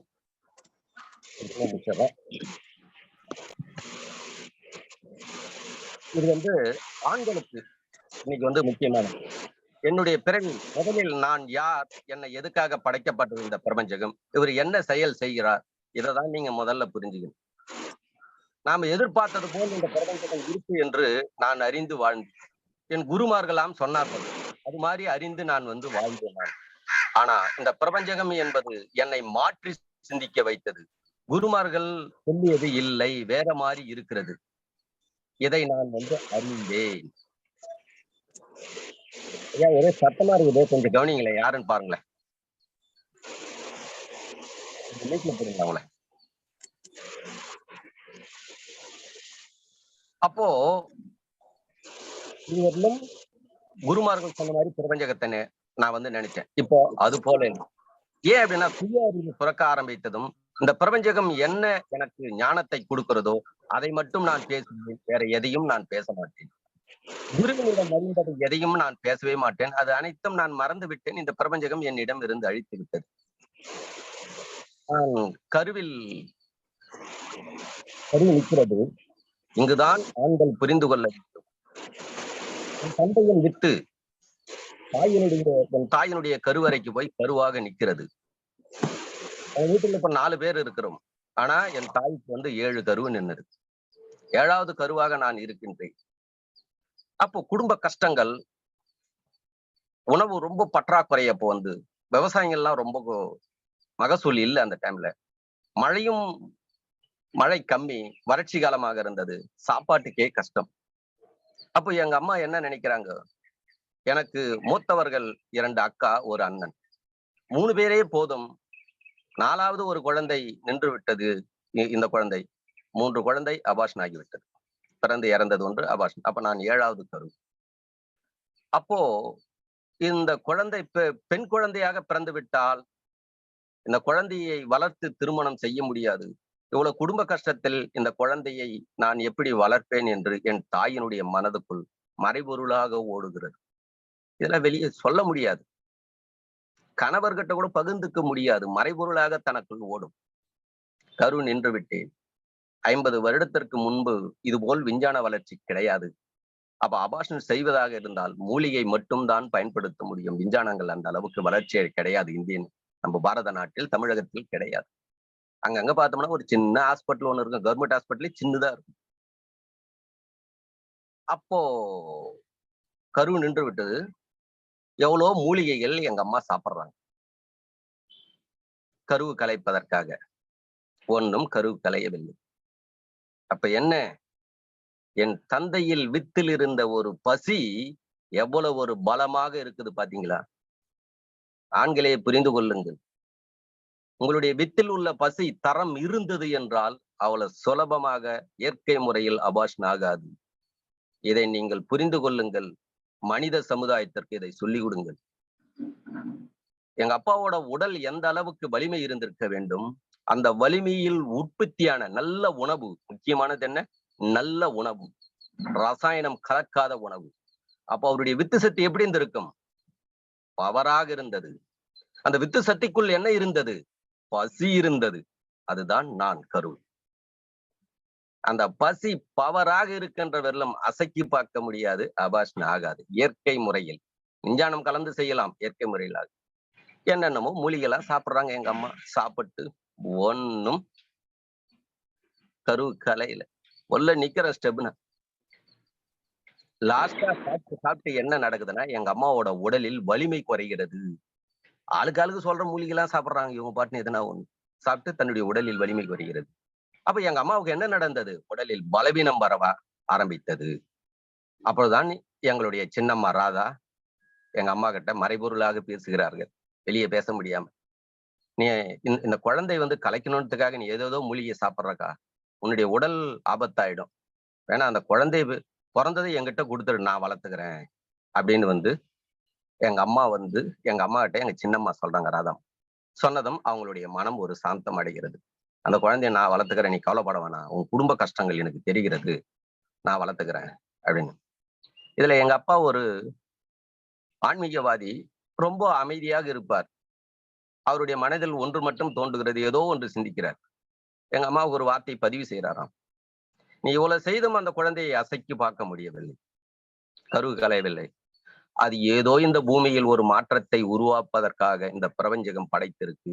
அதை பெற்றெடுப்பதற்கான முயற்சியை நீ எடு, அதை அழிப்பதற்கான முயற்சியை எடுக்காத என்று எங்க அப்பா சொல்லிட்டார். ஏன்? என் வித்து என் பவர் அவருக்குள் இருக்கிறது, அதை நீ அசைக்கு பார்க்க முடியாதுன்றார். நீ என்ன செய்தாலும் நடக்காது, ஒரே ஒன்று, அந்த குழந்தையை பெற்றெடுத்து விடு அப்படி என்று சொல்லிவிட்டு அவர் மறைபொருளாக, ஆண் சிந்தனை என்பது அதை என்ன பண்ணாலும் ஒண்ணும் பண்ண முடியாது. அது எதற்காக படைக்கப்பட்டதோ அது பிறந்து அது செய்ய வேண்டிய வேலையை இந்த பூமியில் அது செய்தே தீரும் என்று தெளிவு ஞானத்தில் இருக்காரு எங்க அப்பா. என்னென்னமோ பார்த்துட்டு ஒன்னும் ஆபாஷன் ஆகாம சரின்னு அப்படியே விட்டுட்டாங்க. எங்க சித்தி அந்த வார்த்தை சொன்ன பிறகு அப்போ நான் வளர்கிறேன், கருவில் வளர்கிறேன், பிரசவம் ஆகின்ற நேரம் நெருங்குகிறது. நெருங்கினதும் மருத்துவமனையில் கொண்டு போய் சேர்க்கிறாங்க. ஒரே சின்னதா இருக்கும் கவர்மெண்ட் ஹாஸ்பிட்டல். அந்த ஹாஸ்பிட்டல் எத்தனை சேர்த்ததும் அதிகாலை நான் பிறக்கின்றேன். நான் பிறக்கிற நேரத்துல பாருங்க, வெடிகாலம் 5 மணி, கரண்ட் கட் ஆகி போச்சு. பிரசவ வார்டுல யாரையுமே விட மாட்டாங்க. சின்ன ஹாஸ்பிட்டல் இருந்தா கூட நர்ஸுங்க தான் இருப்பாங்க, கூட அவங்கள கூட வேலை செய்யறவங்க இருப்பாங்க. கரண்ட் கட் ஆயிடுவே அந்த இடத்துல எங்க அத்தையை பக்கத்துல அழைக்கிறாங்க. இதெல்லாம் யார் சொன்னது என்றால் எங்க அத்தை தான் சொன்னாங்க. இதை விட பல விதமாக நான் சின்ன வயசுல பண்ற சேட்டையை பார்த்துட்டு எங்க அத்தை என்கிட்ட சொல்லி சிரிப்பாங்க. உங்க அம்மா கருவுல உன்னை கலைக்கிறதுக்கு எவ்வளவு முயற்சி எடுத்தாங்கடா, முடியல. ஆனா தன் வயிறு பெருசானதும் அடிக்கடி உங்க அம்மா வயிற்று அடிச்சுக்குவா, அது ஒரு ஆனந்தம். இது ஒண்ணுமே பண்ண முடியலையே. உன் மேல அவளுக்கு கோபம் வரும். கோபம் வரும்போது என்னன்னா தன் வயிற்று அடிச்சுக்குவா, இது ஒண்ணுமே பண்ண முடியலையே. பெண் குழந்தையா பிறந்துட்டா எப்படி நான் வளர்ப்பேன், எப்படி கட்டி கொடுப்பேன், எப்படி செய்ய முடியும் அப்படின்னு தன் வயிற்று அடிச்சுக்குவாவோ கோபத்துல. அப்புறம் கோபம் கலந்ததும் கொஞ்சுவா, உன்னை தடவி பார்த்து வயிற்றை பார்த்து கொஞ்சுவா, இது போல நீ பிறந்தவன் நீ அப்படின்னு. இதெல்லாம் எனக்கு சொன்னது எங்க அத்தை தான் சொன்னாங்க, எங்க அம்மா சொல்லல. அதே போல் அந்த பிரசவ நேரத்தில் எங்க அத்தை வராங்க. கொஞ்ச நேரம் முன்னதா கரண்ட் கட் ஆயிடுச்சு, வலி அதிகமாக இருக்கிறது. அப்ப எங்க அத்தையை அந்த ரூமுக்குள் ஏன் அழைத்தார்கள் என்றால் அந்த மெழுகுவத்தி பிடிப்பதற்காக அழைத்தார்கள். இங்கிருந்து அங்க காட்டணும், அங்கிருந்து இங்க காட்டணும், ஏதோ அந்த நர்ஸ் செய்யறாங்க வேலைகள், அதுக்கு கூட கொஞ்சம் இருமா. அதிகாலை, பகல்ல இருந்தா நர்ஸுங்க நிறைய இருப்பாங்க, இரவு டியூட்டின்வே கம்மியா இருந்துக்கிறாங்க. அப்ப எங்க அத்தை கூட இருக்காங்க. நார்மல் டெலிவரி நடக்கிறது. பிறந்ததும் எங்க அம்மா அந்த குழந்தை பிறந்த நேரத்தில் அப்படியே தளர்ந்த நிலையில், உடலில் வலிமை குறைந்து அப்படியே படுத்துன்னு இருக்காங்க. குழந்தை பிறந்து விட்டதும் இருட்டாக இருக்கிறது, வெடிகாலம். எங்க அத்தை அந்த குழந்தையை பிறந்ததும் எடுத்து வச்சுட்டு டாக்டர் அப்படி போனதும் அந்த இருட்டிலேயே எங்க அத்தை சரியா இல்லை, அது ரொம்ப சின்னதா இருக்கும். அப்பெல்லாம் வத்தி ரொம்ப இப்ப இருக்கிற மாதிரி பெருசு இருக்காது, அப்பெல்லாம் மெலிசா இருக்கும். அந்த இருட்டிலேயே என் முகத்தை தேய்த்து உச்சி முதல் உள்ளங்கால் வரலும் தேய்த்து பார்க்கிறார்கள். பார்த்து விட்டு அப்பாடா, ஆண் குழந்தை தான் பிறந்திருக்கு, பெண் குழந்தை இல்லை என்று எங்க அம்மா தளர்ந்த நிலையில் இருக்கிறவங்க கிட்ட போய் காது கிட்ட போயிட்டு, வச்சலா உனக்கு ஆண் குழந்தை பிறந்திருக்கு, பையன்தான் பிறந்திருக்கான் அப்படின்னு சொன்னதும் எங்க அம்மாவுக்கு அந்த வார்த்தை காதில் விழுந்ததும் புத்துணர்ச்சி கிடைக்கிறது. பாருங்க, ஒரு தாயினுடைய மனநிலை எப்படி இருக்கு. அப்படியே புத்துணர்ச்சி கிடைக்கிறது. புத்துணர்ச்சி கிடைத்ததும் அப்படியே கொஞ்சம் அப்படியே ஆனந்தமாக கொஞ்சம் சிரிப்பு. அந்த இருட்டில் எங்க அம்மா சிரிப்பதை எங்க அத்தை பாக்குறாங்க. என்ன, மெழுகுவத்தியோட வெளிச்சத்தை. பையன்தான் பிறந்திருக்கு அப்படின்னு அதுக்கு மேல வெளிச்சம் வருகிறது. என்னை செய்ய வேண்டிய சுத்தம் செய்ய வேண்டியதெல்லாம் செய்கிறார்கள். செய்து ஒப்படைத்ததும் பையனா இருக்கவே எங்க சித்தியிடம் குழந்தையை கொடுக்கவில்லை, இவங்களே வளர்த்துக்கினாங்க. பெண் குழந்தையாக இருந்திருந்தால் என் சித்தியிடம் நான் வளர்ந்திருப்பேன், எங்க சின்னம்மாவிடம். பையனாக இருக்கவே இவங்களே வளர்த்துட்டாங்க.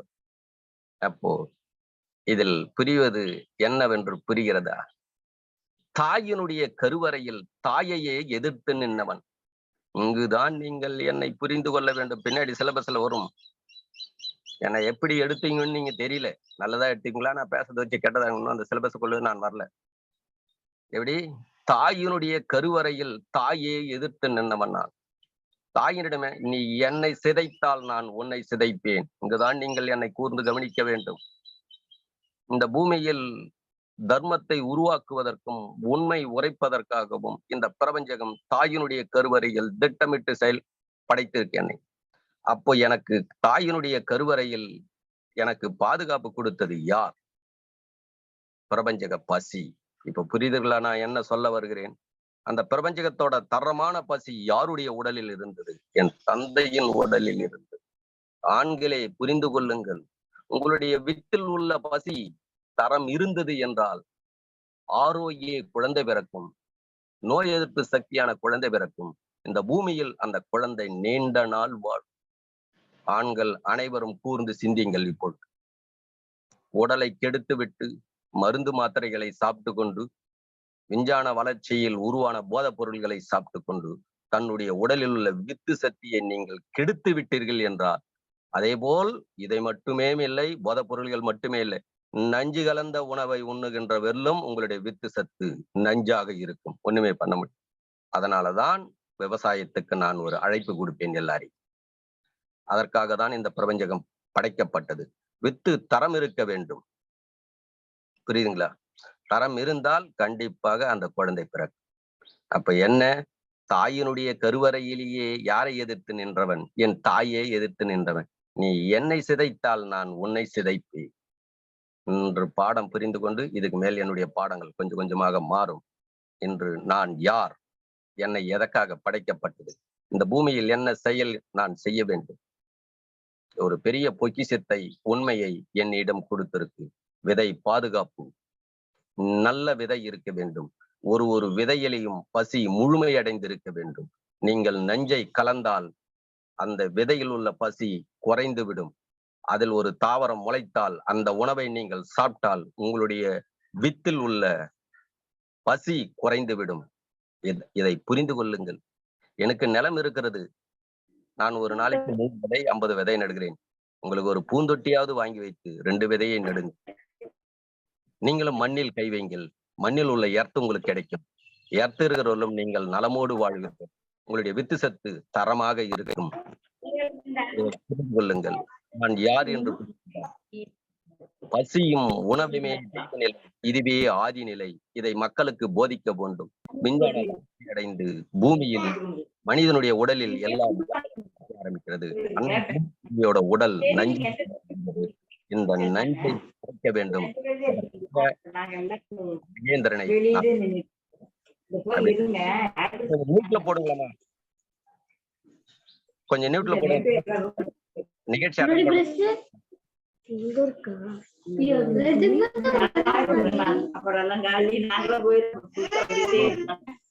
உங்களுடையம்மா போட்டுங்கம்மா. சவுண்ட் அப்படியே வருது. ஓகே. இப்போ இதற்காக என்னை படைக்கப்பட்டது. இன்னைக்கு என்ன புரிஞ்சுன்னு இருப்பீங்கன்னு நினைக்கிறேன். ஏன்னா இதுக்கு மேல வர பாடங்கள். அதனால்தான் நான் யார், என்னை புரிந்து கொள்ளுங்கள். பிரபஞ்சகம் எனக்கு கொடுத்த வேலையை நான் கொடுப்பேன். அந்த பிரபஞ்சகம் என்பது எனக்கு ஒரு முக்கிய நிலை கொடுக்கும். அந்த முக்கிய நிலை நான் மனப்பூர்வமாக ஏற்றுக்கொள்வேன். ஞானம் அடைந்ததால் என்ன? அறிவில் சிற்றறிவு பேரறிவுன்னு நடத்துவேன் பாடம். பிற்காலத்தில் வரும். சிற்றறிவு என்பது எப்படி தெரியுமா? என் குரு வாழ்ந்தது போல் நான் வாழ வேண்டும். எப்படி? அவர் குரு வாழ்ந்தது போல் வாழ வேண்டும். நானும் வேண்டியவன் தான், சிற்றறிவில் வாழ்ந்தவன். என்று பேரறிவில் கலந்தேன். என்ன? நீ வாழ்ந்தது போல் குரு நான் வாழ மாட்டேன். நான் என்ன தர்மம் செய்தனோ, நான் என்ன செயல்பாடு செய்தனோ, என் ஜீரணம் வேற, என் குரு ஜீரணம் வேற. குரு ஜீரணமா என் ஜீரணம்? அவர் நல்ல உணவை உண்ணார் அந்த காலத்தில். இப்போ பாதிக்கு மேல நஞ்சு கலந்த உணவு. அதனால் நான் என்ன வேண்டுவேன்? நான் செய்த தர்மத்திற்கும் நான் உண்ண உணவுக்கும் என் பசியும் எனக்கு முக்கிய நிலை கொடுக்கும். அந்த முக்கிய நிலையை நான் மனப்பூர்வமாக நான் ஏற்றுக்கொள்ளுவேன். இதுதான் சுய அறிவு. இதற்கு மேல யாரும் என் குரு வாழ்ந்தது போல் நான் வாழ வேண்டும் என்று வேண்ட வேண்டாம். இன்னொன்னு, குரு கால விழுறத விட உங்க கால விழுந்தாங்க என்ன சுகமாக தெரியுமா? சந்தோஷமாக இருப்பாங்க. இன்னைக்கு பாருங்க, என் காலை தொட்டு வணங்கிட்டேன், என் கால் சொல்லிச்சு. கவலையே படாத, நீ தைரியமாரு, மகிழ்ச்சியாரு, பாதுகாப்பா உன்னை இட்டு போவேன், பாதுகாப்பா இட்டு வந்து வீட்டுல விட்டுருவேன். புரியுதுங்களா? அதனால் நான் யார் என்றால், இந்த பூமியில் ஒரு மாற்றத்தை உருவாக்குவதற்காக இந்த பிரபஞ்சம் சொல்லுகிறது. பசியும் உணவும் தெய்வம் என்று இதுவரையிலும் எந்த மகான் சித்தர்கள் மகரிஷிகள் யாருமே சொல்லவில்லை. இந்த ஞானத்தை உனக்கு தான் கொடுத்தேன். இத்தனை ஆண்டு காலம் நான் உனக்காக நான் காத்திருந்தேன். பாருங்க, இங்கதான் நீங்கள் கூர்ந்து சிந்திக்க வேண்டும். என் பிறப்பை பிரபஞ்சகம் காத்து கொண்டிருக்கிறது. காலம் வந்ததும் அதை என்னிடம் ஒப்படைத்தது, அதை உங்களிடம் ஒப்படைக்கின்றேன். பல பாடல்கள் பண்ணியிருக்கேன். எனக்கு ஞானம் அடைந்து எனக்கு பிடித்தது 2 லைன் எனக்கு நானே பாடல் எழுதினேன். அந்த பாடலை பாடி நிகழ்ச்சியை நிறைவு செய்கிறேன். இன்று என்னை புரிந்து கொள்ளுங்கள். பிறந்து வந்தேன் பிறந்து வந்தேன் பிறந்து வந்தேன் பிறந்து வந்தேன் இறைவன் வாழும் இடத்தை பார்ப்பதற்கு மண்ணுலகில் பிறந்து வந்தேன் மண்ணுலகில் பிறந்து வந்தேன். என் தாய் கருவினிலே இறைவன் வாழும் இடத்தை ஆராய்ச்சி செய்து வந்தேன். பிறகு மண்ணுலகில் பிறந்து இறை ஞானங்களை அறிந்து வந்தேன். பிறந்து வந்தேன் பிறந்து வந்தேன் இறைவன் வாழும் இடத்தை ஆராய்ச்சி செய்வதற்கு நான் பிறந்து வந்தவன். என்னுடைய தாயினுடைய கருவறையிலேயே கடவுள் இருக்காரா இல்லையா? இதுவரையிலும் மகான்கள் சொன்ன கடவுளை ஏன் 700 கோடி பேர் ஏற்றுக்கொள்ளவில்லை? அப்ப இதுவரையிலும் இருந்த மகான்கள் கடவுளையே கண்டுபிடிக்கவில்லையா? எவ்வளவு தாயினுடைய கருவறையிலே திட்டமிட்டு இருக்க மாட்டீங்களா? அப்போ எனக்கு இந்த திட்டமிட்ட செயலை செய்தது யார்? அதுதான் பிரபஞ்சக பசி. இப்ப புரியுதுங்களா? புரிதலுக்கு வாருங்கள். உங்களுடைய பசியும் உங்களுடைய உணவும் உங்களையும் உங்களுடைய குடும்பத்தையும் நலமோடு வாழ வைத்துக் கொண்டிருக்கிறது. அதை கண்டு நான் மகிழ்ச்சி அடைகின்றேன். வாழ்க பசி, வாழ்க பசி, வளர்க இறை. எனக்கு உயிர் கொடுத்த பசியை வணங்கி, அந்த பசி படைத்த உணவை வணங்கி, அந்த உணவு படைத்து என் உடலை வணங்கி நமஸ்காரம் செய்கின்றேன். அனைவருக்கும் ஆத்மா நமஸ்காரம். நிகழ்ச்சியை நிறைவு செய்கின்றேன். இதுல எதனா சந்தேகம் இருந்தா கேளுங்க. நன்றி நன்றி நன்றி ஐயா.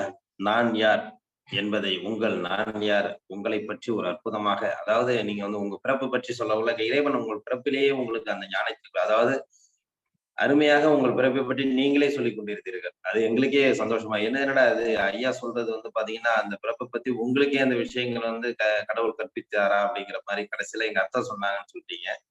அந்த நன்றி. அடுத்தது வந்து பாத்தீங்கன்னாக்கா, கருவிலேயே உங்கள் தாய் உங்களை அழிக்க நினைத்த எண்ணி நீங்கள் இன்று மனிதனாக பிறந்த பிறகும் அந்த பூமி தாயை வளர்ப்பதை உங்கள் அறிவை அந்த இறைவன் உங்களிடம் கொடுத்துள்ளார். அதாவது தன் தாயே தன்னை அழிக்க நினைத்தாலும் தான் வெளியில் வந்து இந்த உலகத்தில் உள்ள அந்த பூமி தாயை வளர்க்கும் சக்தி இறைவாற்றல் உங்களுக்கு கொடுத்துள்ளது என்பதை எண்ணி நாங்கள் பெருமைப்படுகிறோம். என்று அனைவருக்கும் எத்தனையோ விஷயங்கள் இருந்தாலும் உங்களுடைய விஷயங்கள் ஒரு உண்மையான விஷயங்களாக இருக்கின்றன. அதே போல் தன் காலை தொட்டு தான் கும்பிட வேண்டும். நீங்கள் பல கருத்துக்களை சொல்லும் பொழுது ஒரு புதுமையாக இருந்தாலும் அதை சிந்தித்து பார்க்கும் பொழுது உண்மையாக ஏற்றுக்கொள்ளக்கூடிய ஒரு விஷயமாக தான் இருக்கிறது. தன் காலை தொட்டு நாம் கும்பிட வேண்டும் என்பதை நீங்கள் உணர்த்துகிறீர்கள். தன் கால் நடக்கும் பாதைகள் தான் நம் அதாவது எண்ணத்தோட வழியில தான் காலு நடக்கும்பாங்க. அது மாதிரி வந்து நம்மளோட கால்கள் எல்லாம் சரியான பாதையில் செல்கிறதா என்பதை நாம் உற்று நோக்க வேண்டும் என்பதை நீங்கள் அருமையாக தெளிவுபடுத்தி உள்ளீர்கள். ஏன்னா இப்ப நீங்க சொன்ன விஷயங்கள் வந்து நீங்களும் பல இதுல காடுகள்ல போகல சொல்றீங்க, நாங்க இந்த சைடு போறதா அந்த சைடு போறதான்னு. இப்ப இந்த நிகழ்வு நாங்க நடத்திட்டு இருக்க அந்த இயற்கை வேளாண்மை திருவிழாவோட இங்க ஒரு மூலிகை, எங்க ஊர்ல இருக்கிற மூலிகை வந்து குருமூர்த்திங்கிறவர் இருக்காரு. நாங்க அந்த ஏற்பாடெல்லாம் பண்ணக்குள்ள நான் 2 நாள் மலைப்பக்கம் போயிட்டு வரணும் ஐயா, அப்பதான் நிறைய மூலிகைகள் கொண்டு வர முடியும்னு சொல்லிட்டு அவரும் அந்த இதுதான் போனாரு. முந்தா நாள் தான் வந்தாரு. அவர்கிட்ட கேட்டேன், எப்படியா நல்லதுமா எடுத்துட்டு வந்தீங்களான்னு சொல்லிட்டு. இங்கேருந்து பெரிய ஒரு வண்டியே எடுத்துட்டு போயிட்டு அவ்வளவு மூலிகை கொண்டு வந்திருக்காரு. ஐயா நாங்க அவ்வளவு விஷயம் போயிட்டு வந்தாலும் நாங்க பெரிய மிருகங்கள்ட்ட இருந்து தப்பிச்சுட்டு தான் ஏன் வந்திருக்கோம் இப்ப அப்படிங்கிற விஷயத்த அவர் வந்து சொன்னார். ஏன்னா அவ்வளவு அந்த காடுகள்ல போய் மூலிகைகளை எடுக்கிறது, நம்ம நடைபாதைகள் வந்து இருக்கிற ரோட்ல போறதுக்கே நம்ம பயப்படுவோம். ஆனா அவங்க அந்த காட்டுல மலையில போய் அந்த நம்ம மூலிகை நமக்காக தேவையான விஷயங்களை வந்து அங்கிருந்து கொண்டு வர்றத வந்து இன்னைக்கு வந்து ஐயா சொல்றது போல் நேற்று வந்து அவர் எங்கள்கிட்டயே அந்த விளக்கத்தை கொடுத்தார். அது மாதிரி வந்து இன்னைக்கு அவருக்கு வந்து நீங்க சொன்ன மாதிரி அந்த நடைப்பயணம் அந்த காலோட அவரு, ஏன்னா அந்த இடத்துல அவருக்கு எந்த துணையும் இருக்காது. தன் போக்குல போகிறது, தன்னோட கால்கள் எந்த நடக்குதோ அங்க போய் அந்த மூலிகளை தேடி எடுத்துட்டு வந்துதான் இன்னைக்கு வந்து அந்த கொடுத்திருப்பாரு. அவரு சொல்லக்குள்ள அது எங்களுக்கு புரியல. இப்ப உங்களோட விளக்கங்கள் வந்து எங்களுக்கு அருமையாக புரிகிறது. ஏன்னா அந்த மலையில வந்து எத்தனையோ மிருகங்கள் இருக்கலாம். அதையெல்லாம் தாண்டி நம்ம அந்த இடத்துல இருந்து வெளியில வந்து இன்னைக்கு வந்து இங்க வந்து இந்த விஷயத்த ஒரு கொடுக்குறோம்னாக்கா அது வந்து உண்மையிலே வந்து இறைவன் கொடுத்த பெரிய ஒரு ஆற்றல் தான் சொல்லலாம். அந்த விதத்துல அனைவருக்கும் அற்புதமாக புரிய வைத்த உங்களுக்கு வந்து இந்த காலச்சக்கரம் நிகழ்வு மூலமாக ஒரு நெஞ்சார்ந்த நன்றிகளையும் வாழ்த்துக்களையும் தெரிவித்துக் கொள்கிறோம். உங்களுடைய இந்த உங்களை அழித்த நினைத்த இன்னைக்கு வந்து எந்த தாயும் வந்து ஒரு மகனை வந்து மகனோ மகளோ நினைக்க மாட்டார்கள். அந்த அப்படி நினைத்திருந்தாலும் அது அவர்கள் செய்த குறையாக இருக்காது. ஏதோ ஒரு ரூபத்தில் நடந்த ஒரு குறையாக தான் இருக்கும். ஆனால் அதன் வெளிப்பாடுகள் இன்று அதைவிட தாண்டி உங்களிடத்தில் இருக்கிறது. கண்டிப்பாக நீங்கள் வந்து மனிதர்களை வாழ வைத்துக் கொண்டிருந்தாலும் அந்த விதிகளையும் அந்த உயிரில்லாத அதற்கும் உயிர் உண்டு. ஆனா சில அதாவது அறிவுகள் வந்து குறைவு, அவ்வளவுதான். அந்த அளவுக்கு இன்றைக்கு வந்து அதை வளர்த்து கொண்டு இன்னைக்கு வந்து செழுமைப்படுத்தீர்கள். இதை விட ஒரு பெரும் புண்ணியம், பெரும் பாக்கியம் உங்களுக்கு கிடையாது. கண்டிப்பாக இரையாற்றல் உங்களுக்கு துணை நிற்கும் என்பதை இந்த தருணத்தில் விலக்கிக் கொண்டு சிறப்பான ஒரு நல்ல கருத்துக்களையும் சிந்தனைகளையும் எங்களுக்கு ஒரு புதுமையான ஒரு சக்தியையும் கொடுத்து ஐயா அவர்களுக்கு நெஞ்சார்ந்த நன்றிகளையும் வாழ்த்துக்களையும் தெரிவித்துக் கொள்கிறோம். நன்றி நன்றி ஐயா. எந்த அளவுக்கு என்னை வந்து இந்த கருவை கலைக்கும்னு நினைச்சாங்க. பிறந்த பிறகு அதிகமா என் தாய் என்னதான் அதிகமா கொஞ்சினாங்க. இதுவும் தாயை குறையவில்லை, அந்த சூழல், குடும்ப சூழல், என் தாய்க்கு நெருக்கடிகள், வாழ முடியாத, சொத்து கம்மி, மாடுகள் கம்மி, எல்லாமே குறைக்கப்பட்டது எல்லாமே. அப்போ இந்த குழந்தையை எப்படியாவது வாழ வைக்கணும் அந்த ஒண்ணு. ஆனா பிறந்த பிறகு, பிறந்ததும் நான் அழுதேன், என் முகத்தை பார்த்து தாய் சிரித்தாள். நான் சிரிக்க வேண்டும் என்று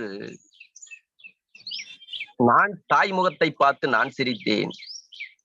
உழைப்பால் தாய் அழுதாள். இதை மட்டும் நீங்கள் புரிந்து கொண்டால் போதும். பிறந்ததும் என் தாயை பார்த்து நான் சிரிக்கலை, என் முகத்தை பார்த்து என் தாய் சிரித்தாள். பிறகு நான் வளர்ந்து சிரிக்கும் அறிவை நான் தொடுகின்றேன். தாயினுடைய முகத்தை பார்த்து, தாய்ப்பால் குடிக்கும் போது தாயினுடைய முகத்தை பார்த்து நான் சிரித்தேன். என் தாய் உழைப்பால் அழுதாள். இதுதான் என் நன்றியை நான் மறக்கவில்லை. அவள் என்ன உழைப்பால் அழுதாள். இந்த பிள்ளையை நலமோடு வாழ வைக்க வேண்டும், இந்த பூமியில் மாற்றத்தை உருவாக்குவதற்காக இந்த பிள்ளை பிறந்திருக்கு. நான் வளர்த்து இந்த பூமியிடமும் பிரபஞ்சகமிடமும் என் பிள்ளையை நான் ஒப்படைத்து விடுவேன். இந்த பிரபஞ்சகமும் அன்னை பூமாதேவியும் இந்த பிள்ளைக்கு எந்த ஞானத்தை கொடுத்திருக்கார்களோ அந்த ஞானத்தை இந்த பிள்ளை பூமியில் செய்யும். பூமியில் உள்ள எல்லா ஜீவராசிகளும் மனிதனும் நலமோடு வாழ வைப்பதற்கான மார்க்கத்தை இந்த பிள்ளை செய்யும். இதைதான் நீங்கள் புரிந்து கொள்ளுங்கள். நான் யார்? இதற்கு மேல என்னுடைய பாடங்கள் கொஞ்சம் கொஞ்சமாக மாறும். இதுவரையிலும் கொஞ்சம் நார்மலாக போச்சு. இதை நீங்கள் புரிந்து கொண்டால்தான் நான் சொல்லுவது. ஆனால் ஒன்று மட்டும் சொல்லுகிறேன், உங்களுடைய சுய ஹார்மோனை நீங்கள் சுரக்க வைத்து விட்டால் யாருக்குமே கட்டுப்பட மாட்டீர்கள். நான் பாருங்கள், யாருக்குமே கட்டுப்பட மாட்டேன். என்னுடைய ஹார்மோன் சுரந்து கொண்டே இருக்கும். இதை சுரந்து அனைத்து நோயும் குணப்படுத்தும். இதுதான் நீங்கள் புரிந்து கொள்ளுங்கள். இதுதான் நான் இன்னைக்கு சொல்றேங்க ஐயா. நன்றி, மகிழ்ச்சி. நன்றி நன்றி ஐயா. அதேதான் நாங்களும் உங்கள் கருத்தை கண்டிப்பாக இன்று உங்கள் தாய் வந்து பெருமைப்படக்கூடிய ஒரு ஆளாக தான் இருப்பார்கள். கண்டிப்பாக உங்களுக்கும் சரி, உங்கள் குடும்பத்தாருக்கும் சரி, கண்டிப்பாக அவர்கள் அன்று என்ற நினைப்போ இன்று அதை தவறை உணர்ந்து கண்டிப்பாக இன்று ஒரு பேரானந்தத்தில் இருப்பார்கள் என்பதை உணர்த்துகிறோம். நன்றி நன்றி நன்றி. அடுத்து நமக்கு தொடர்ந்து இந்த 3 நாட்கள் நம்முடன் இணைந்து பணியாற்ற rotary club of Thanjavur south சங்கத்தின் தலைவர் ரொட்டேரியன் அசோக் குமார் சார் அவர்கள் இந்த நிகழ்வுகளை பற்றி ஒரு சில வார்த்தைகள் கூற அன்புடன் அழைக்கிறேன். சார் அனைவருக்கும் காலை வணக்கம் சார். சார் அனைவருக்கும் காலை வணக்கம். வணக்கம் சார். காரைக்கால் பிரெஞ்சு சிட்டி காலச்சக்கரத்தை சிறப்பாக வெற்றிகரமாக நடத்தி 300 நாள் மேல் வெற்றிகரமாக நடத்தி கொண்டிருக்கும் காரைக்கால் பிரெஞ்சு சிட்டியின் தலைவர் ரொட்டேரியன் குணபாலன் அவர்களுக்கும், திட்டத் தலைவர் ரொட்டேரியன் ரமேஷ் மோகன் அவர்களுக்கும், மற்றும் செயலர், பொருளாளர் மற்றும் காரைக்கால் பிரெஞ்சு சிட்டியின் உறுப்பினர் அனைவர்களுக்கும் எங்க பெருமை மிக்க தஞ்சை ரோட்டரி சங்கம் சவுத் ரோட்டரி சங்கத்தின் சார்பாக உங்கள் அனைவருக்கும் மிக்க மிக்க நன்றியை தெரிவித்துக் கொள்கிறேன். எங்களையும் உங்களை ரோஸ்டாக 3 நாள் இணைத்துக் கொண்டதற்கு மிகவும் நன்றியை தெரிவித்துக் கொள்கிறேன் சார். உங்களுடைய காலச்சக்கரங்களை நான் நேரம் கிடைக்கும் போது நிறைய தடவை பார்த்திருக்கேன். மிகவும் சிறப்பான ஒரு நிகழ்ச்சியாக வெற்றிகரமாக நடத்தி கொண்டு இருக்கிறீர்கள். அதற்கு எங்களுடைய கிளப் சார்பாக உங்களுக்கு மீண்டும் ஒரு முறை நன்றியை தெரிவித்துக் கொள்கிறேன் சார். இதில் வருகின்ற நிகழ்ச்சிகள், அதாவது கீழர் பாஸ்கரோட இது 2 நாள் கேட்கும் போதே ஒரு அற்புதமான ஒரு விஷயமாக இருந்தது. அதாவது உப்பு திங்கிறவன் தண்ணியை குடிப்பான் அப்படிங்கிற மாதிரி ஒரு பழமொழியை சொன்னாரு. நம்ம நினைச்சிட்டு இருக்கோம் உப்பு திங்கிறவன் குடிப்பான்ட்டு. ஆனா கீழர் பாஸ்கர் என்ன சொல்றாரு, தண்ணி எவன் அதிகமா குடிக்கிறானோ அவனுக்கு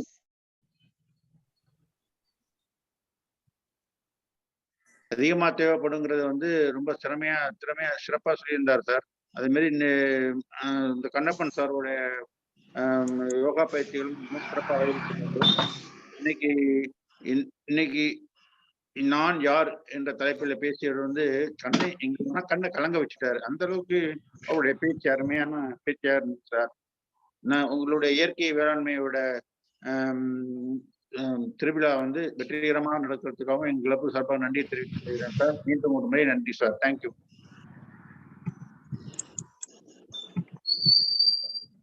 நன்றி சார்.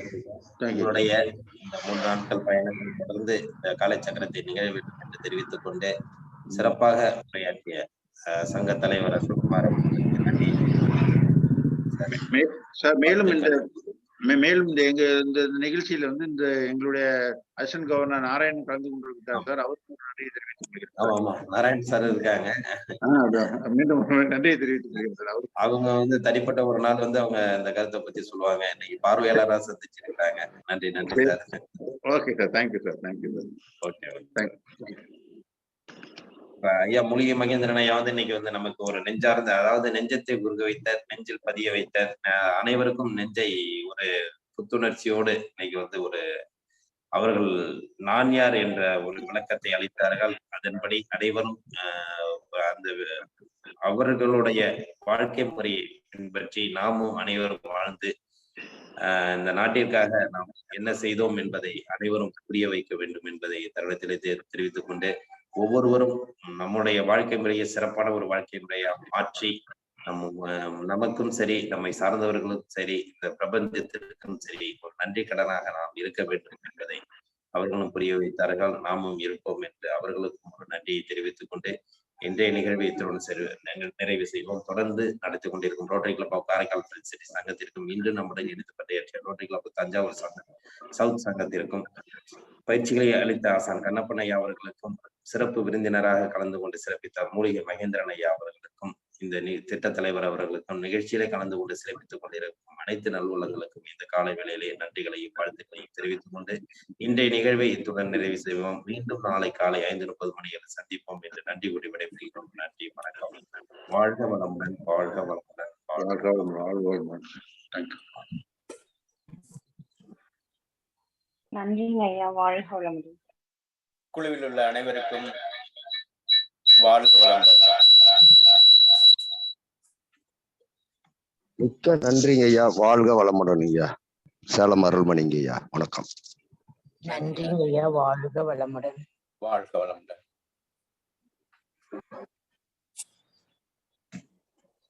நன்றிங்க ஐயா. வாழ்க வளமுடன்.